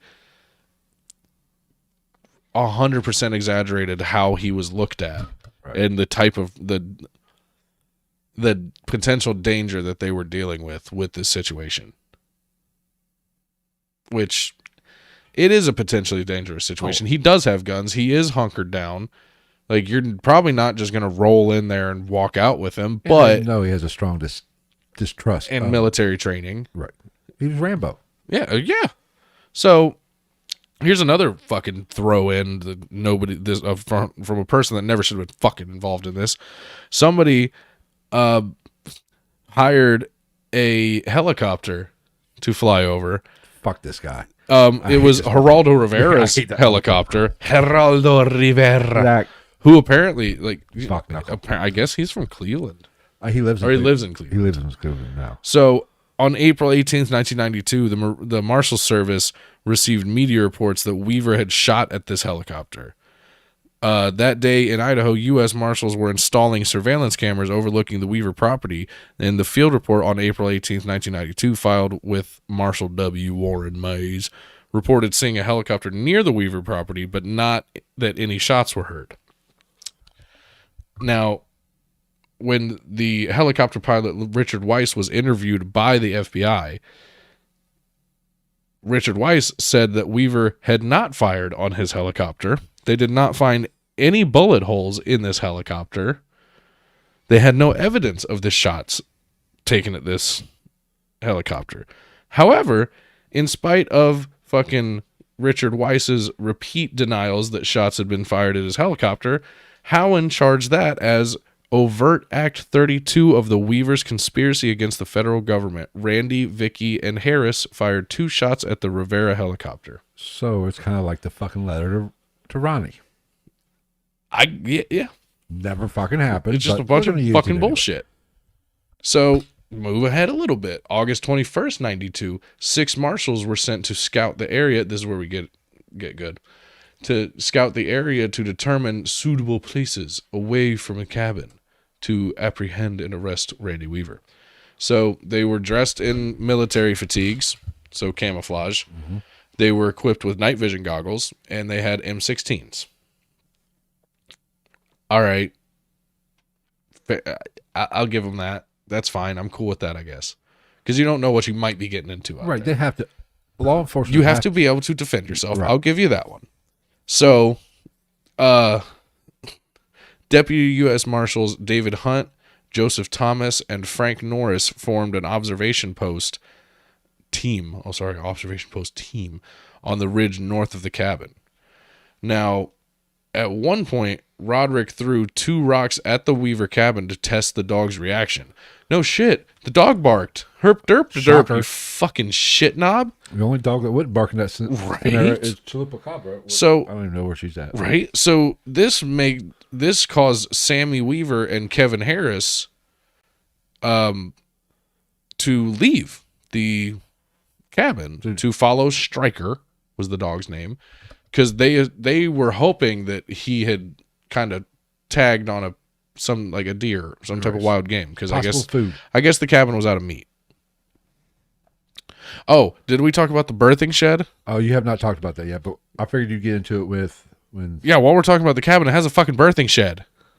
Because apparently when women are on their menstrual cycle or giving birth, it's unclean and they should not be in the house. No, I agree. Suck a fat bag of donkey dicks, you fucking... Taking an industrial nuclear suck on my shit pipe, you idealistic fuck. I don't know. Okay, moving on. That's all. So, again, they were hoping that the dog noticed some type of a game animal because they needed meat. So the recon team, being Roderick, Cooper, and Deegan, initially retreated through the woods in radio contact with the OP team, but later took up hidden defensive positions. Here we go. This is where shit gets weird. So later on, the observation team and the Weavers claimed the dogs were alerted to the recon team in the woods after neighbors at the foot of the mountain started their pickup truck. I don't really know how that works, but we're not going to get into that. There's no fucking dive into that. So the recon team retreated through the woods to a Y in the trails, I'm assuming roads, kind of. Probably a path. Basically. Yeah, like a split in the road where you have to. I don't remember what Pocahontas said in that song about the river bend, just around the river bend. So, yeah, motherfuckers. Oh man, so they're at the Y junction, about 500 yards west of the cabin, out of sight of the cabin, and then Sammy and Harris followed Stryker through the woods while Randy also took a separate logging trail. The girls stayed at the house, which is now we're going to get into the names. The mother Vicky, the daughters Sarah, Rachel, and the baby daughter Elisheba. Whatever. There's a clear line of where the crazy starts here. About 10 months prior. Writing letters to the president and naming your kid Elisheba. Not normal, but okay. Was that you? It wasn't me, but it's my fucking account. Oh. How the fuck is that possible? It's probably Gonzo. You're a douche, Gonzo. Stole my Facebook picture. It probably is. Nice try, Gonzo. So, That's pretty funny. So the girls stayed at the cabin. The observation post team were a little nervous, but then they chilled out a little bit. And then Randy encountered marshals at the Y. Roderick claimed Roderick again claimed to have yelled, "Back off, U.S. Marshal." And then Cooper said he had shouted, "Stop, U.S. Marshal." Now, Sammy and Stryker came out of the woods about a minute later, and when the marshal's position was revealed by the dog Stryker, who was a yellow lab,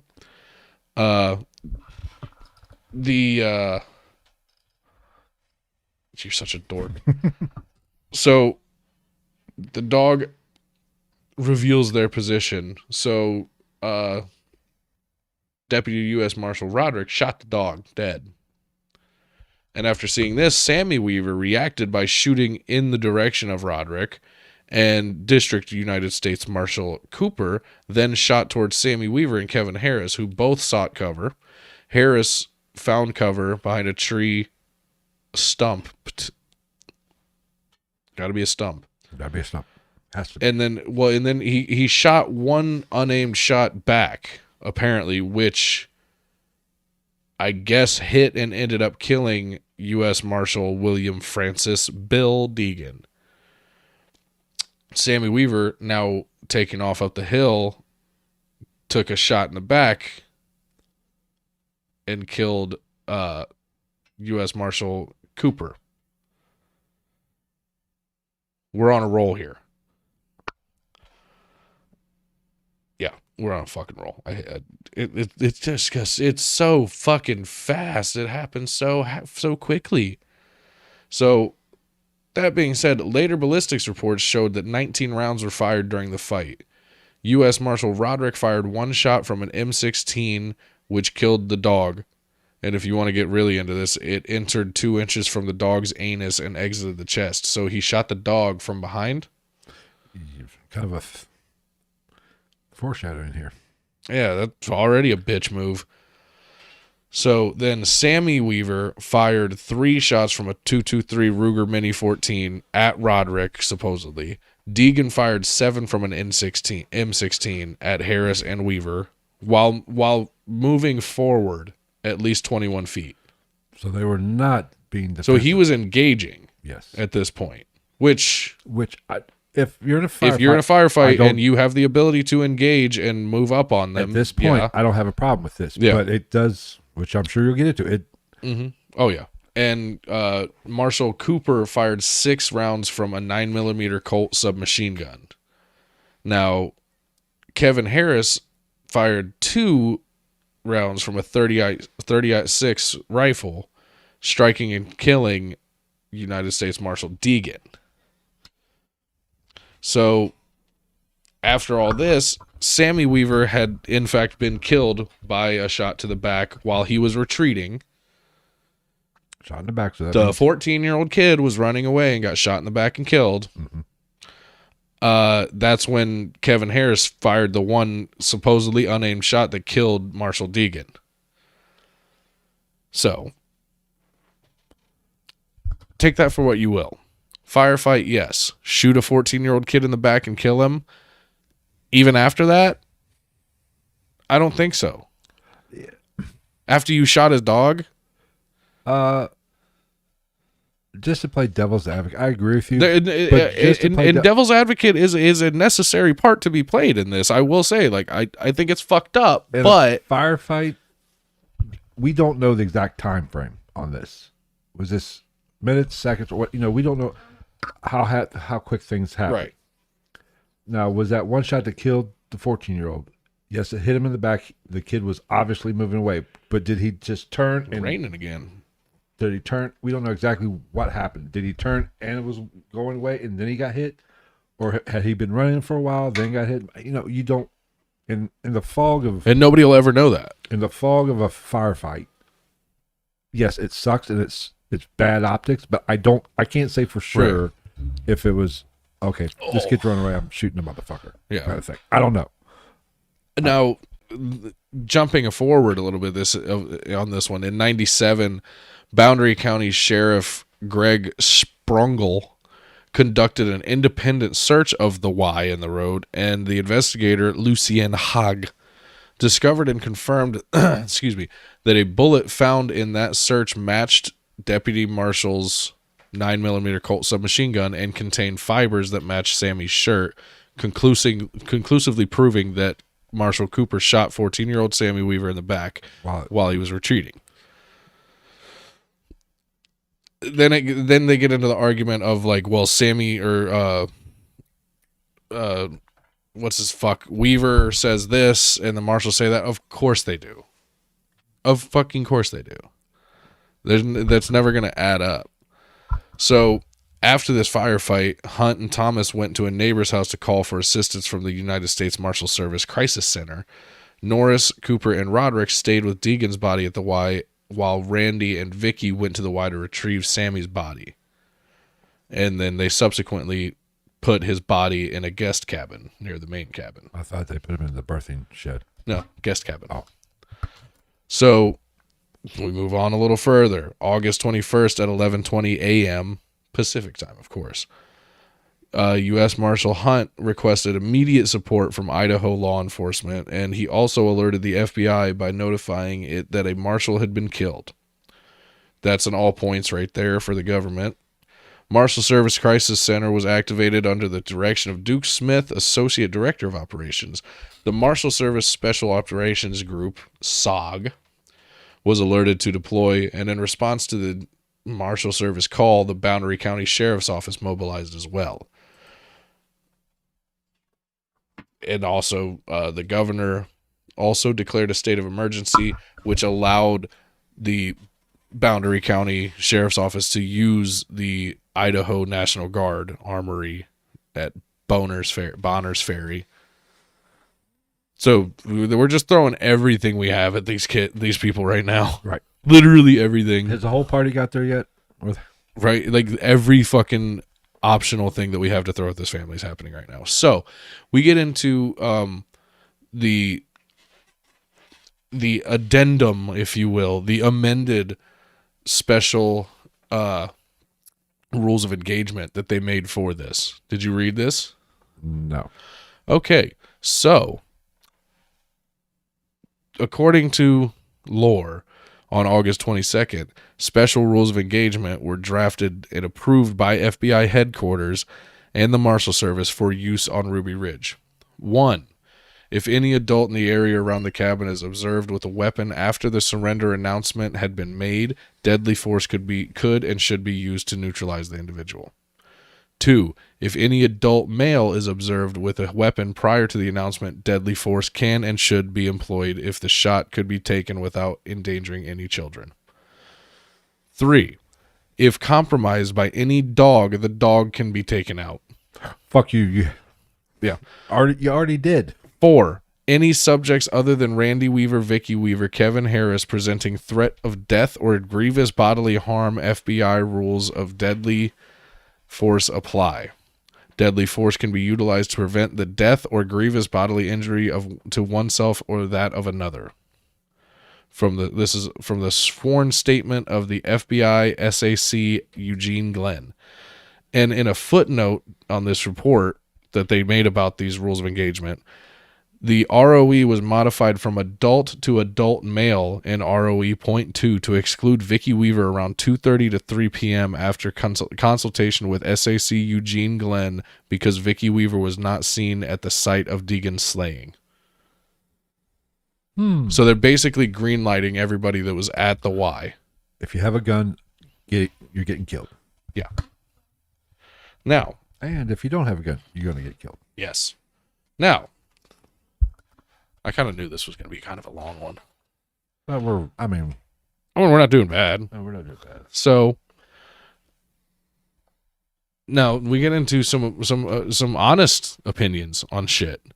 Some deployed FBI agents, in particular the sniper/observers, would later describe the adopted ROE, or rules of engagement, as a, quote, green light to, quote, shoot on sight. Pretty much. Which given what has happened, I'm not saying it's right, but I kind of Cops are pissed. When you kill one of their own, they get pissed. Yeah. I mean, But agent has already been shot. I don't. It's against policy. I know I'm playing devil's advocate. I'm playing. Sound like an asshole probably, but I get it. I guess to a certain extent, but it's not right. I don't know. Now, do you want to hear the actual rules of engagement for 1992 as accepted by the FBI? Yes. I have those too. Agents are not to use deadly force against any person except as necessary in self-defense or the defense of another, when they have reason to believe that they or another are in danger of death or grievous bodily harm. Whenever feasible, verbal warning should be given before deadly force is applied. Now, just to play devil's advocate, that was the FBI's accepted rules of engagement in 1992. But to kind of justify it, I guess they had already shot. There had already been an encounter. 2 people are already dead, one on each side. So it had already escalated to a certain. That's when you open the window in the cabin and you go, "We're even. We're good. Clean slate, guys. Tabla Blanca." But with the new agenda or the new whatever, Randy couldn't even really think about it. Couldn't even give up. He walks out the door. He's getting fucking shot. To a certain extent. Yeah. So. Okay. So, moving on, August 22nd, the second day of the siege. Between 2:30 and 3:30, the FBI HRT sniper/observer teams were briefed and deployed in the cabin. According to the RRTF report, there's a lot of stuff in here I don't know. To the Department of Justice, there were various views and interpretations taken of the rules of engagement by members of the FBI SWAT teams that were deployed at this incident. So, Denver SWAT team leader Gregory Sexton described them as, quote, severe and, quote, inappropriate. 2 members of the Denver SWAT team said they were, quote, strong and, quote, a departure from the standard deadly force policy, quote, inappropriate, and of a sort one had never been given before. Other SWAT team members were taken aback by the rules and that most of them clung to the FBI's standard deadly force policy. Another team member responded to the briefing on the rules of engagement with, quote, "You've got to be kidding." I applaud those guys for having the balls to say something. But I think this lends into that conspiracy I was talking about earlier at the beginning of the show. Somebody had it out. Yeah. Oh, yeah.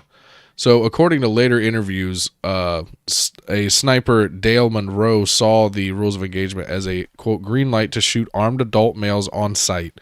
And sniper Edward Wenger believed that if he observed armed adults, he could use deadly force, but he was to follow standard deadly force policy for all other individuals.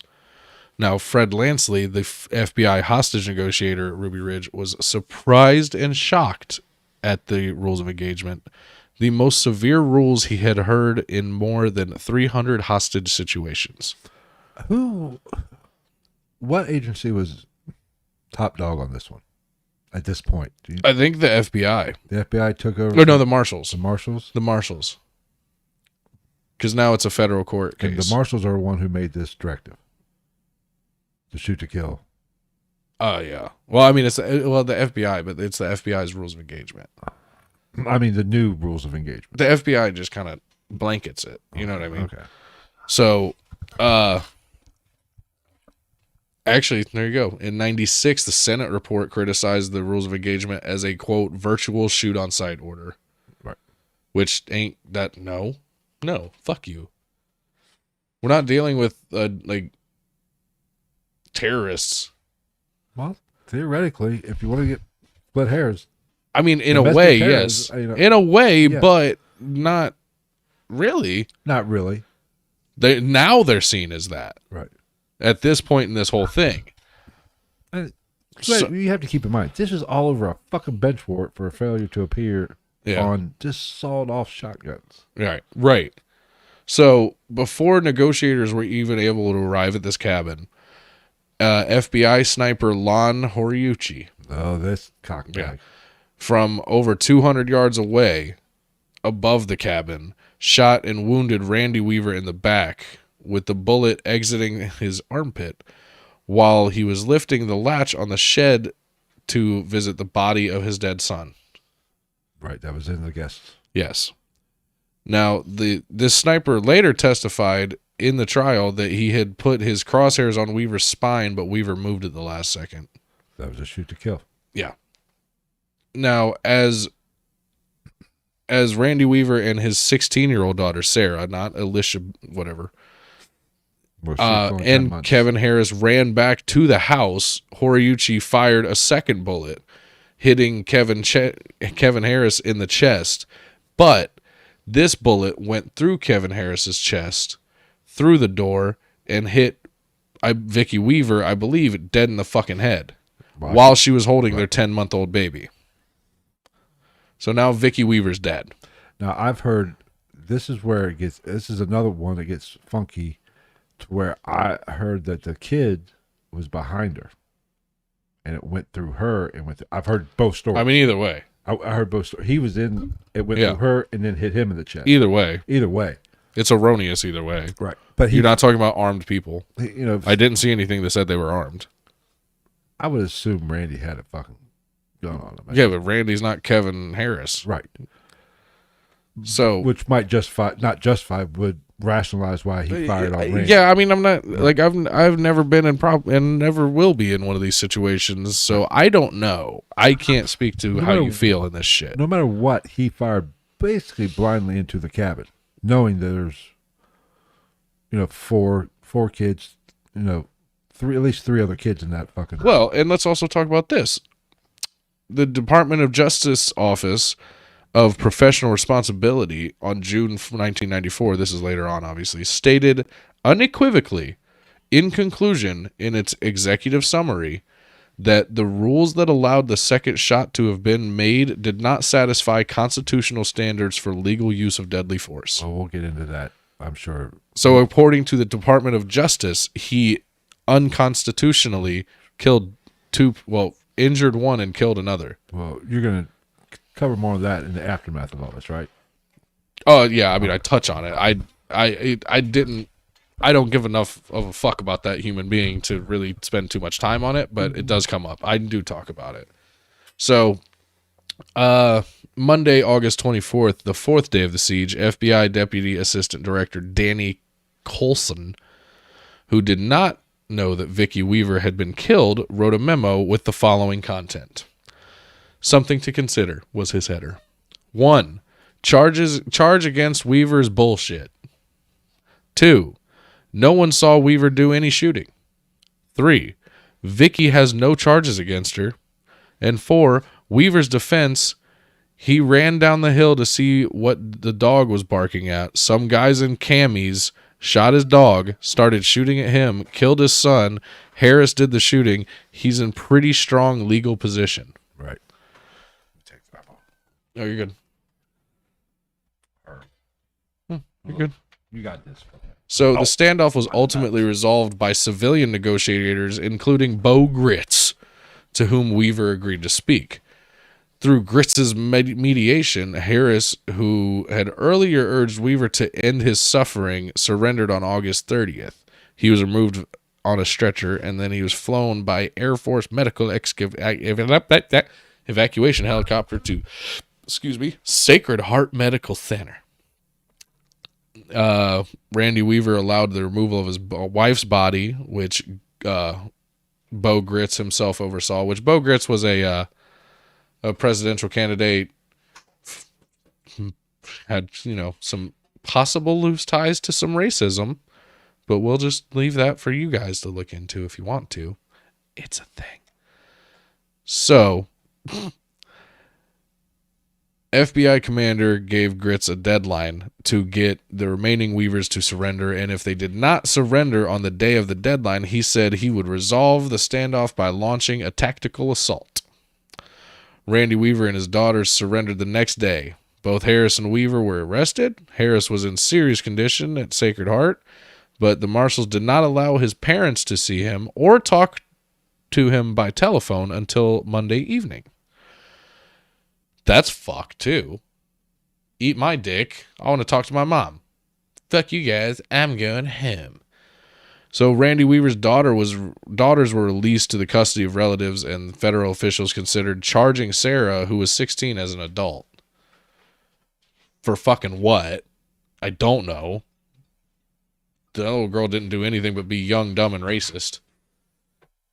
Which is not a crime. I'm not saying I agree with it, but it ain't a crime. You're allowed to be you can be as racist as you want. Technically. Just don't be legally. Young and dumb. Be young, dumb, and racist. Be young, dumb, and broke, like Khalid. It's a good song. Yep. All over a bench warrant over a sawed-off shotgun. So, April 1993, this whole thing went to court in Boise. It was presided over by Judge Edward Lodge. Randy's defense attorney, Jerry Spence, rested his case in mid-June without calling any witnesses for the defense, instead seeking to convince the jury through cross-examination aimed at discrediting government evidence and witnesses. I don't know if I agree with that thought process, but it would, realistically, looking at the facts here, it would probably do itself. You would think, yeah. Yeah. So Randy was ultimately acquitted in July of all charges except missing his original court date and violating his bail conditions, for which he was sentenced in October to 18 months and fined $10,000. So they even dropped the sawed-off? Mm-hmm. No, he got his original shit. Okay. And the original and the failure to appear. Okay. Yeah. So, oh, wait, no. Yeah. Just court date and bail. So the original thing I guess so. Huh. So seems like a colossal waste of time now. Right? So he was credited, and he was even credited with time served and good behavior. So he served less than 16 months and was released from the Canyon County Jail in Caldwell in mid-December. He got out the same fucking year. Yeah. So Kevin Harris was defended by attorney David Nevin and was acquitted of all charges. 5 years after the incident, like exactly 5 years, he was indicted by Boundary County prosecutor Denise Woodbury for the first-degree murder of Deputy U.S. Marshal Bill Deegan, but the charge was dismissed in early October on grounds of double jeopardy because he had been acquitted in the federal criminal trial on this same charge in 1993. Then why they even charge him? I think they're just trying to fucking make a name for themselves at that point. Yeah. Yeah, so obviously there's a big fucking there's a big hubbub within the federal government of investigating their own people over this. As they should. And it's not just, that's why I kind of left this one out, because it's not just that, it's that and Waco. Because Waco was so close after this and they both were fucked. And this, even though you would think that the government would try to take Waco as an opportunity to kind of brush this shit under the rug. And the same sniper was at both. Yeah. Yes. Horiuchi was at both. So Randy Weaver and his daughters filed a wrongful death suit for $200 million, which was related to the killing of his wife and son. Now, in an out-of-court settlement in August of 95, the federal government awarded Randy Weaver $100,000. And it also awarded $1 million to each of his three daughters.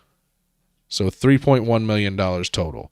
Fair enough. Now, the government did not admit that it had committed any wrongdoing in the deaths of Sammy and Vicky. And one condition of anonymity, under the condition of anonymity, unnamed obviously because anonymity, a Department of Justice official told the Washington Post that he believed that the Weavers would have probably won the full amount if the case ever went to trial. And I don't disagree. I don't either. Absolutely, they probably would have. Yeah, I don't disagree with that at all. So, although federal officials vowed that they would never pay someone who had killed a U.S. Marshal, in September 2000, Harris was awarded $380,000 settlement by the government as well. Yeah, so we're looking at almost $3.5 million out of this whole thing. Not worth your loved ones, but, it's something. Right, yeah. So let's get to some state charges. In 97, Boundary County prosecutor Denise Woodbury indicted FBI sniper Lon Horiuchi for manslaughter on state charges just before the statute of limitations for the crime expired. So, yeah. So she goes after Kevin Harris, and now she's going after the sniper. This chick is literally just out here trying to make a name for herself. But he should have been charged. No. I agree. But this bitch is just trying to make a name for herself. She's going, I'm going to go after the two names that I can possibly go after in the biggest thing that's happened in this state. Yes, but I think that fucker should have been charged. No, I totally agree. I just think it's bullshit that she also went after Kevin Harris. Well, yeah, I mean... Like, bitch, he already got acquitted in federal court. Right. The fuck do you think your podunk ass is going to do? So, anyway... So in 98, the trial was removed to federal court because Horiuchi had been acting in the line of duty as a federal law enforcement officer. As it should have been. Yes, yeah. The federal government should have filed charges. But Judge Lodge quickly dismissed the case on grounds of sovereign immunity. I'm a sovereign citizen. Yeah, try that shit. Yeah, it don't work for us, but apparently it works for motherfuckers that shoot people in the back. And shoot a fucking unarmed woman with a baby in the head. In the face. I mean, he should have, because that second shot was unconstitutional. No. Yeah. Or yes. The shot that killed Vicky. They even labeled it. Like they looked into it and said that it was unconstitutional, like an unconstitutional shot. Why the fuck did he get off? Because he works for the government. Yeah. So that's my issue with this. The decision to dismiss charges was reversed 6-5 in 2001 by an in Bain panel of the Ninth Circuit, which held that enough uncertainty about the facts of the case existed for Horiuchi to stand trial on state manslaughter charges. Boundary County prosecutor Brett Benson, who defeated Woodbury in the May 2000 primary, nobody gives a fuck, decided to drop the case. He said he believed that it was unlikely the state could prove the criminal charges and too much time had passed. Attorney Stephen Yagman, who had been appointed as the special prosecutor, said he vehemently disagreed with that decision. He just didn't want to. So what happens? You have a chick that comes out here who's holds all public office in a place that's going after people, trying to make a fucking name for herself. Oh, what are we doing? Oh, you didn't get Kevin Harris? Oh, we're going to take Horiuchi. We're going to take the sniper to court. No, you're not. You're going to take the sniper to court. We're going to take that court case. We're going to bump it to Fed court. Oh, you're going to overrule it? Well, we're going to bump you out of office, and we're going to put somebody in office that's going to fucking get rid of this for us. Fuck you. That's exactly what the fuck happened, and I will not be told otherwise. Okay, I can't disagree. I mean, all signs point to yes. It's fucking horse shit. Now, one of the last things I have here, it is basically the last thing. Really, it is the last thing. Is the correlation to actual, like, legitimate domestic terrorism. Okay. For example, Timothy McVeigh, Oklahoma City. Right. And Terry Nichols, who we'll just go over this whole thing. They claimed that revenge for the federal government's poor handling of Ruby Ridge and the Waco siege was their motivation for the Oklahoma City bombing. And on April 19th, 1995, the second anniversary of the fire that ended the Waco siege, they detonated a massive truck bomb in front of the Alfred P. Murrah Federal Building. Right. So apparently because of Ruby Ridge and Waco, they felt the need to do that. They got the which don't make shit right. You're still fuck job pieces of shit. Right. But the fact that somebody felt that they were pushed to that point by a government. It's touchy and it's hard. It's hard to justify anything, especially the bombing. I mean, I don't justify any of it at all. But I see how it could push somebody. I mean, think about what they did at Ruby Ridge. They said there. I heard 2,000 is what I saw. What? I saw 2,000 agents total. Oh, 2,000 mm-hmm. at Ruby Ridge. I mean, I heard at any given time there were 400 agents on site. Well, I think the 2,000 estimate is including local policing as well. Policing in general. They brought in fucking tanks. They brought dozers in, if I'm not mistaken. I could be wrong on this. To knock down a path. To make a path for the fucking tanks. Yeah. Well, they had tanks at Waco too. For 3 women or 3 adults and 4 children. Yeah. Now, one arguable adult. 2 full-fledged adults, 1 young adult, and 4 children. 3 children at that point. He had Sammy's dead. Well, no, just even. Oh, just from jump, yeah. From jump. Because Sammy's 14 years old. The oldest daughter was 16. 7 fucking people. 7. Yeah. You need that many fucking government agents, right, to fucking take care of this. Can you say fucking overkill? And if I'm being honest, this, I don't understand this. It's called a siege for a reason. Yeah. You don't have to fucking go in hot. Just sit there. Well, time is on your fucking side. And eventually them motherfuckers are going to come out and get hungry. And if you want my humble opinion, and I'm not saying this is my opinion in that this is 100% what I think, but to play devil's advocate on another side of this whole thing, part of me thinks that the government saw in this situation and in a guy like Randy Weaver the public ability to pull back the veil of bullshit that they've got over us.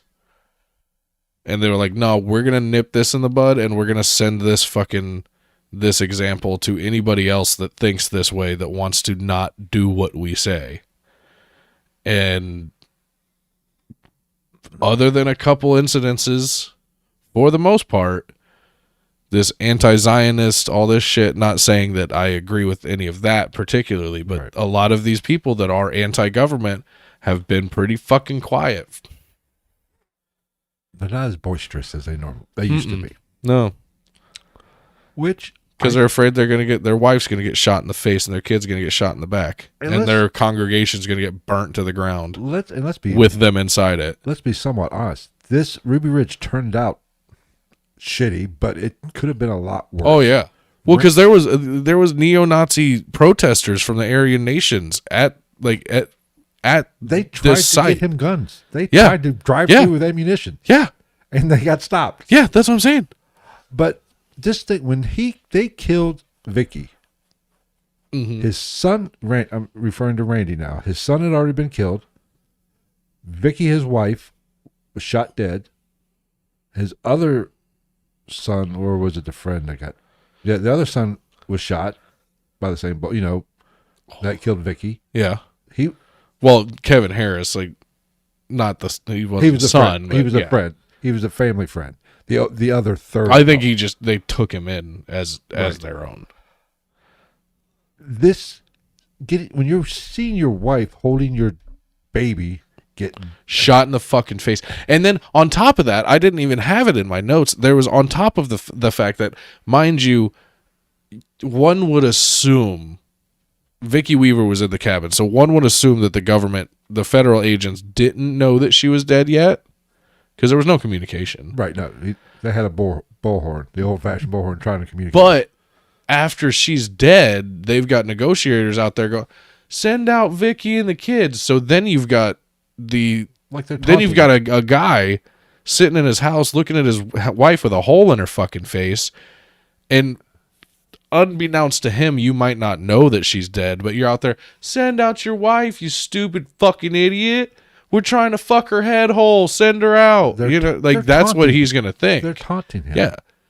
So it could have turned out... It could have been so much worse, because a lot of people would have been strapped the fuck up and kicking that door down, coming out like fucking Stallone in 87. I don't know if you might have mentioned this while I was gone, but you know what the name of the Alphabet City there down at the bottom, you know what it was called, right? You didn't find that in your notes? It was called Camp Vicky. Was it? Tent. I didn't know that. That's where a lot of the conspiracy stuff for this turned in. That Randy really... Well, and then there's also the fact that, you have in this and in Waco, you've got fucking guys that are supposed to be on the same team, FBI, ATF, and even within those groups individually, you've got the SWAT type guys and the SOG guys and the snipers and shit sitting here talking shit to the negotiators saying that they're fucking pussies. Like, let's just go light them the fuck up and get them. You guys are a bunch of bitches. Fuck this shit. Right. But there was infighting within the federal government agencies that were represented at this thing. But that's where a lot of the conspiracy is, that maybe Vicky, because Vicky, like you said early in this podcast, she wore the pants. She was the...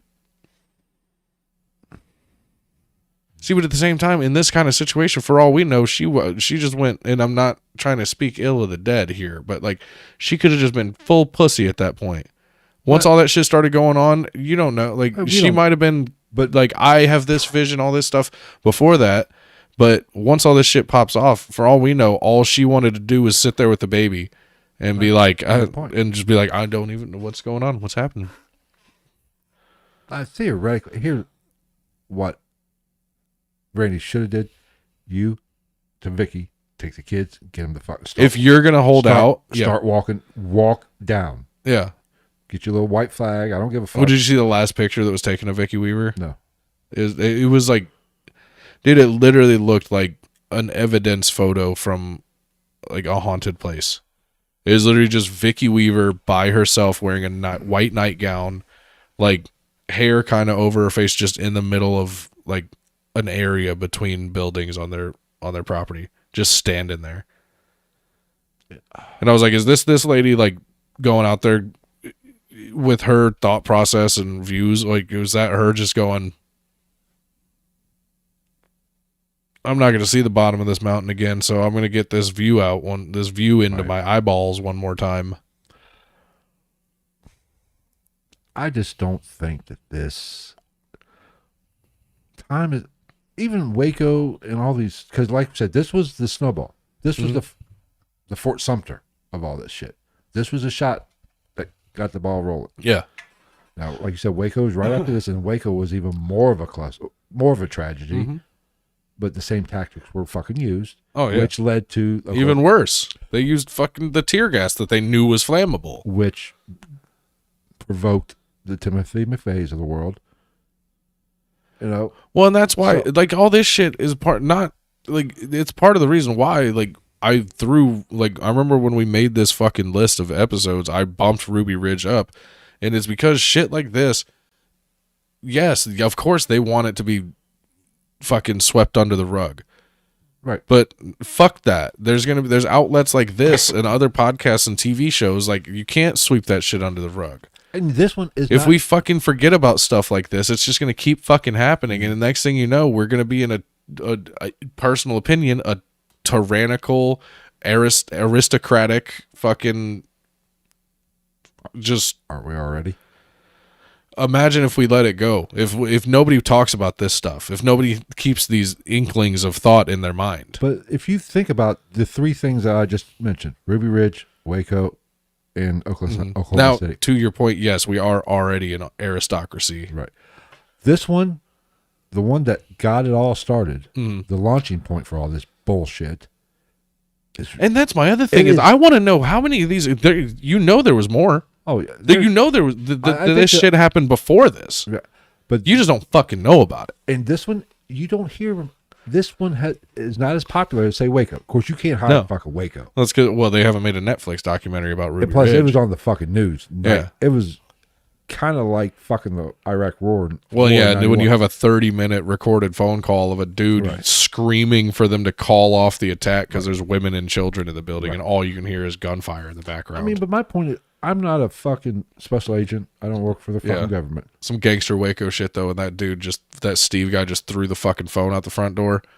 I was like, man, you guys are idiots and you're probably going to die. But that was pretty gangster. Right. They're like, oh, yeah, Mr. Hostage Negotiator, fuck your phone. And then eventually he ended up pulling the whole fucking thing back in, though. But, you know, why do the agents have to storm in? They have them surrounded. They're not going anywhere. Time is on your fucking side.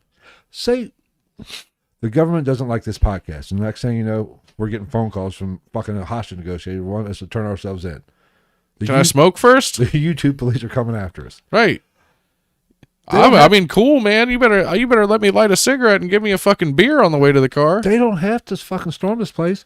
Sit out there long enough. Eventually, our fat asses are going to get hungry. We're going to eventually eat all the food here. Yeah. So by tomorrow morning, I mean, that happened in Waco. That's how they bugged Waco. We're going with the fucking milk. We're going to get fucking McDonald's or something. We're leaving. You don't have to storm these fucking places. Eventually, they're going to fucking come out. Or they're going to off themselves. Then that's the way it is. Yeah, and at that point, your fucking job is done one way or the other. Why is the government so fucking... The only collateral damage you have to worry about explaining at that point is your suspects. Now, I understand hostage situations where they have other people, but these were all family members. Mm-hmm. This is all on Randy and Vicky. Okay? They're the adults in this. Well, yeah, because, I mean, when you think about, like, yeah, the kids were of a certain age, but... I mean, look at the ideals that these people held on to. Like, I'm pretty sure these kids were probably terrified of their parents in a God-fearing way. They probably listened to every fucking word that rolled off their mom and dad's tongue. But my point is, nothing good can come by storm. Somebody's going to die. Well, and especially when you consider the fact that they are subsistence livers. So the kids that do depend on their parents, that's all they know. They don't, what the fuck are they going to do?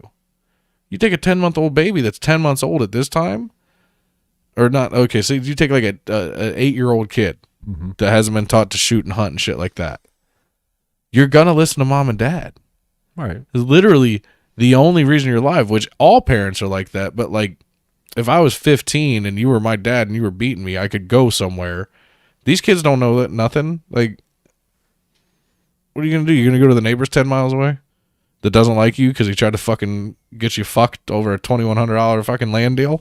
I just don't think, if there's no innocent bystanders or hostages, you don't have to fucking go in. Oh, yeah. Janet Reno, that big bitch. Big Bird. She's like fucking, she's taller than me. Yeah. But you don't... She died in like, what, 2016 or something like that? I think so. If a family is... That dirty bitch. If you're surrounded a family, you know, they're going... Eventually, it's a waiting game. I'd sit out there, I'd get on the bullhorn and say, hey, DoorDash is coming. We're eating. You hungry? Come on out. I guarantee you, after a while, them motherfuckers will get hungry. They're going to come out. Where's even a 15-piece lemon pepper boneless wing from Wingstop 15 feet outside the door? Put your weapons down and feast. I put a big We fan. promise we won't shoot you like the rest of them. All you need is get your food up, put a big fan, have a little barbecue out there at Camp Vicky. Get a God, better or try to do that shit they did in Waco with that fucking sound torture. Get a big fan and just blow the aroma to the house. Eventually, after a few days, them motherfuckers are going to be hungry. I mean, yeah, but they lived in a hut. Well, the cabin was actually pretty nice, but it didn't have a lot of the amenities. So you'd have to be able to smell the food over themselves. That's true. And plus, I would imagine the birthing shed had a pretty pungent aroma in the summertime. I'm being a little hyperbolic, but I mean, you don't have to. Time is on your side. As long as you can keep them in one area. Yeah, I mean, if they're not going, as long as you can keep the threat from leaving the controlled area. If you have them surrounded, they can't go. They can't get away. Oh, you know, so you don't have to go in guns blazing. Yeah, but clearly they didn't take that fucking route. No, they never fucking do. No, that's part of the problem. It's like the government's gonna win. Oh yeah, you're fucked. They don't give a fuck how they have to. They can justify or cover up anything they need to do to get their fucking way. You know, but like I said earlier, this story, both sides were fucking wrong. Both sides handled things fucked it up. Nobody is truly a good guy in this. Not even Randy Weaver isn't the devil, but he's not. He made a lot of fucking. He could have avoided all this. Just fucking go to make your fucking court date. Show up. And if he would have just showed up on when he thought it was, it could have avoided all that. They were giving him that, okay, maybe we'll show up. We know he thought it was the 20th March, a month off. But that's the thing. You issued a bench warrant before the fucking court date. Well, no, it wasn't before. Before what he knew this court date was. Because it was a fuck up. And then you didn't revoke the fucking... Right. the thing. Like, right. But, and the marshals did give him, we'll give him till the 20th, see if he shows up before, we go and got to blazing, which, is some restraint. I give him that. But if he just would have showed up on that March 20th, when he thought it was the March 20th, all this could have been avoided. Yes, he's still going to fucking jail for that bench warrant was still there, but it would have saved all this shit. But he wasn't going to show up. And they even said, they said that if he showed up on the 20th, the day that he thought it was going to be, they would drop the warrant. Right. Which is probably said, but God only knows if they would have. Oh, yeah. But all this could have been avoided. I mean, drop the warrant, don't drop the warrant. You fucking got him at that point. Right. He wasn't going to fucking shoot. Like, he was in possession and exchanging illegal weapons. Like, you fucking got him. Well, like I said, all you need to do is get him to come to court. And you didn't wait until the day that he thought he had to be in court. And the guy does. Now, don't get me wrong. Yes, they sent letters. They got a hold of people. I'm sure, I would assume that he knew. You would assume. That they did send letters, and they did contact people who could go physically contact him. Yeah, but... So I would have to assume that he knew, and at that point, you're just a fucking dick. But we're assuming. We're assuming everything. You know what happens when you assume? You make an ass out of you and you. Thank you. But it's just... Ow, motherfucker. I cut my nose. What happens when you're trimming my nose hairs? No, like just rubbing it fucking, like, it's a real son of a bitch. That's the real tragedy here. It's the real tragedy that we're talking about tonight is the fact that I cut my nose while I was trying to trim my nose hairs. Good night. Alert Geraldo. Get him in a helicopter. God, that big fucking bushy-lipped piece of shit. Oh, fuck. No, it's sad all across the board. Yeah, it's fucked. I still stand by that sniper should be in fucking jail. Oh, yeah. That sniper should be in jail. The judge within just the bench warrant judge should be stripped of his fucking legal abilities. Those lawyers never should have been lawyers in the fucking first place. The sniper should be in jail. The guy that fucking was in charge of the snipers should probably be in jail. The motherfucker who changed the directive should have been, at least not had a job. Say it all the time, man. We didn't land on Plymouth Rock. Plymouth Rock landed on us. Oh, the home of the brave. Whatever. Float like a butterfly, sting like a bee. I pay my taxes. Don't fuck with me. Not from a threatening standpoint. Literally, that's kind of what makes me, I guess, technically fall under libertarian, is because if I pay my taxes, leave me the fuck alone. Why do we need 1,500 alphabet agencies? Why? To cover up money transfer and foul play. I don't know. That's just bullshit. And where does the fucking ATF come from anyway? Alcohol, tobacco, and firearms. The fuck? Well, that's a fucked up order. I represent the agency that is in charge of fruit roll-ups, Dasani bottled water, and rocks. Makes sense. I believe him. You got a card? Yep.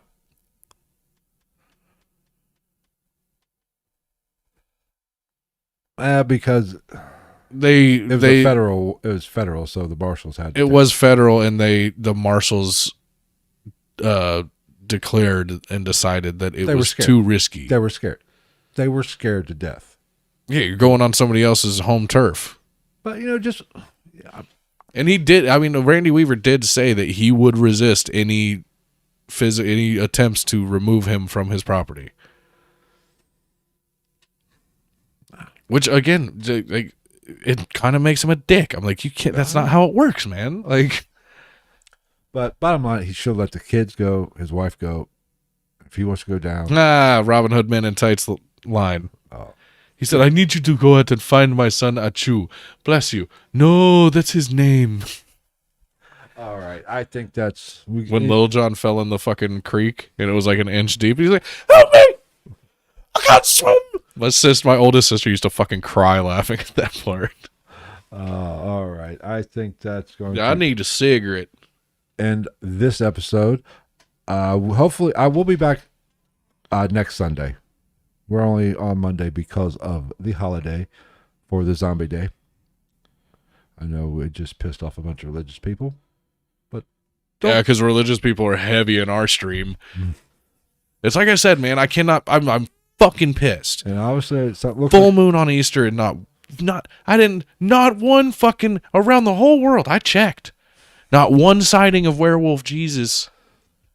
It's fucking bullshit. But Good's not as advertised. We will definitely get into Waco within the next month and a half or so.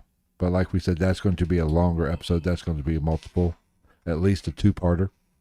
But I've already got an episode coming up that I've got a hard on for. Yes, so, but we want to get to that episode next week. We have Michael Aquino, the founder of the Temple of Set. We're diving down we might as well just piss off all the religious people and talk about some Satan. Fuck, I'm just waiting to do a fucking six-part series on Scientology. Oh, fuck that. No, I told you, I don't want Tom Cruise coming biting my ankles. I was going to say, what's he going to do? Punch us in the fucking midsection? He could blow me with an overhand right. Next week, like I said, we got Michael Kino. We're founder of Temple of Set. It's kind of a fucked up story. Following week, we have the Williams sisters should start a cult called that.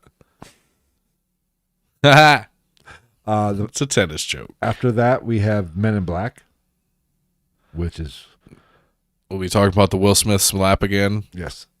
We talk about weird worm people. Yes. And then after that, we're going down the true crime. Water and sugar. We're the third episode after Men in Black. Ed Kemper.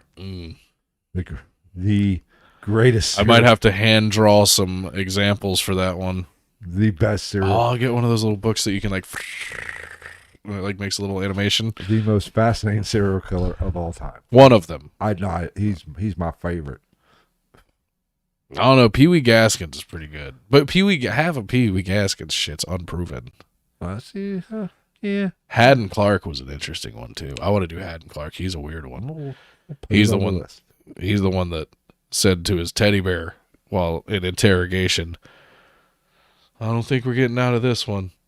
Yes, but we will be. But that's what we have coming up for the next 3 weeks.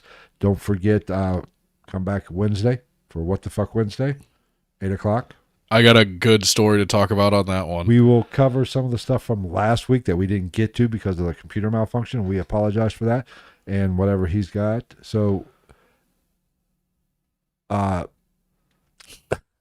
don't bumble, but nice. We have some stories. Travis has got some news stories. And don't forget, we are going to try to keep that as short as possible at an hour. That way we can do the after show for the Patreon members. A live paranormal investigation? Probably not. Maybe on our phones. That'd be the only way we could feasibly do it live. Theoretically, we could do one at Raw's Opera House. I'm talking sell tickets and have them come in. Oh, yeah, we could. Theoretically, we could. Well, I was saying like live streaming it. Would be a motherfucker where we're at right now with our technology. Well, we went live from Raw. Well, we recorded an episode there. I was thinking more like he's talking about an actual like live investigation. Well, like live on the scene. If I think I can go live on Facebook via phone. Yeah, that's what I'm saying. We'd have to do it on our phones if we did it. Yeah, it'd be interesting. There might be something coming up there, David. We're gonna go on an investigation, and then there's gonna be they're going to be like, oh, Ghost in the Night is live on Instagram, and people are going to jump in there. There's going to be snot everywhere like Blair Witch. They're going to be like, oh, my God, did you get attacked by a demon? I'll be like... You're just going to turn it around, I'm going to be standing in the corner? No, it's going to be you. It's going to be you sitting there, and you're going to like... Well, whoever's standing in the corner... And you're going to fucking turn, and it's just going to be me taking a shit in the corner behind you. All right, we are out of here. Don't forget, come back Wednesday for What the Fuck Wednesday.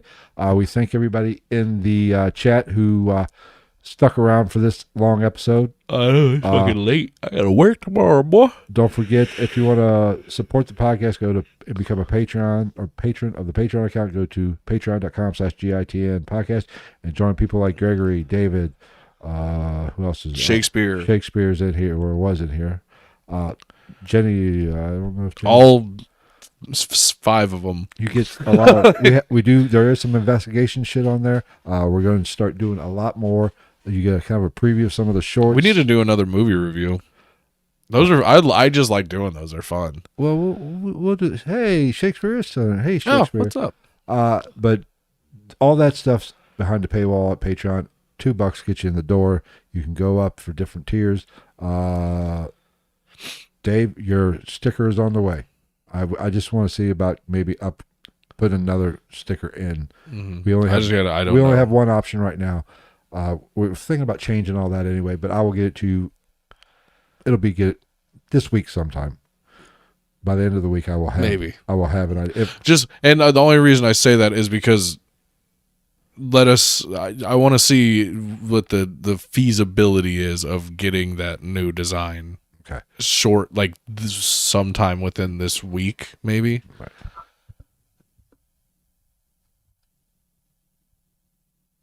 Did I not get you your sticker yet? Oh, that's right. Because I got to order 2. You're going to get your damn sticker too. Well, shit, now that you've waited, you might be able to get the new one too. Because that new one's going to be fucking cool. If you give us a little bit, we're going to get Travis's designing a new one. And we'll get it out to you. I apologize. I got so much shit going on.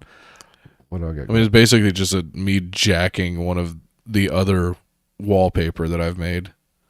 Oh, the sticker that I like. Uh-huh. Yeah, I like that one. I've got that as my lock screen right now. All right. If you want, we'll get those stickers out to you. I promise. Don't forget to, if you want to follow us on all of our social medias, that would be amazing. Yes. Perfect. Sorry. What? Shakespeare and David, while you guys are here, I've already talked to Gregory about that.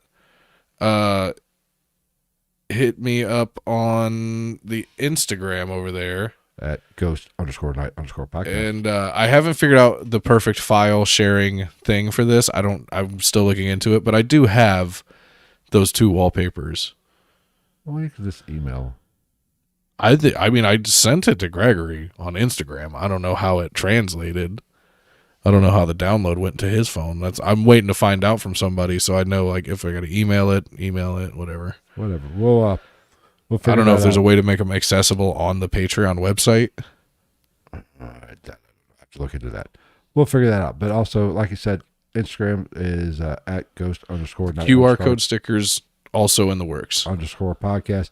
Twitter, you can follow us at night_ghost. Facebook, Ghost in the Night. And there's always the good old ticker talker. I need to post something on that. I haven't posted on TikTok in a minute. At GITN.podcast. Why do I have all this shit? I gotta fucking I need clips. I gotta come over here and make some clips. Well, David, Facebook is good enough. I'm trying to post more on Facebook.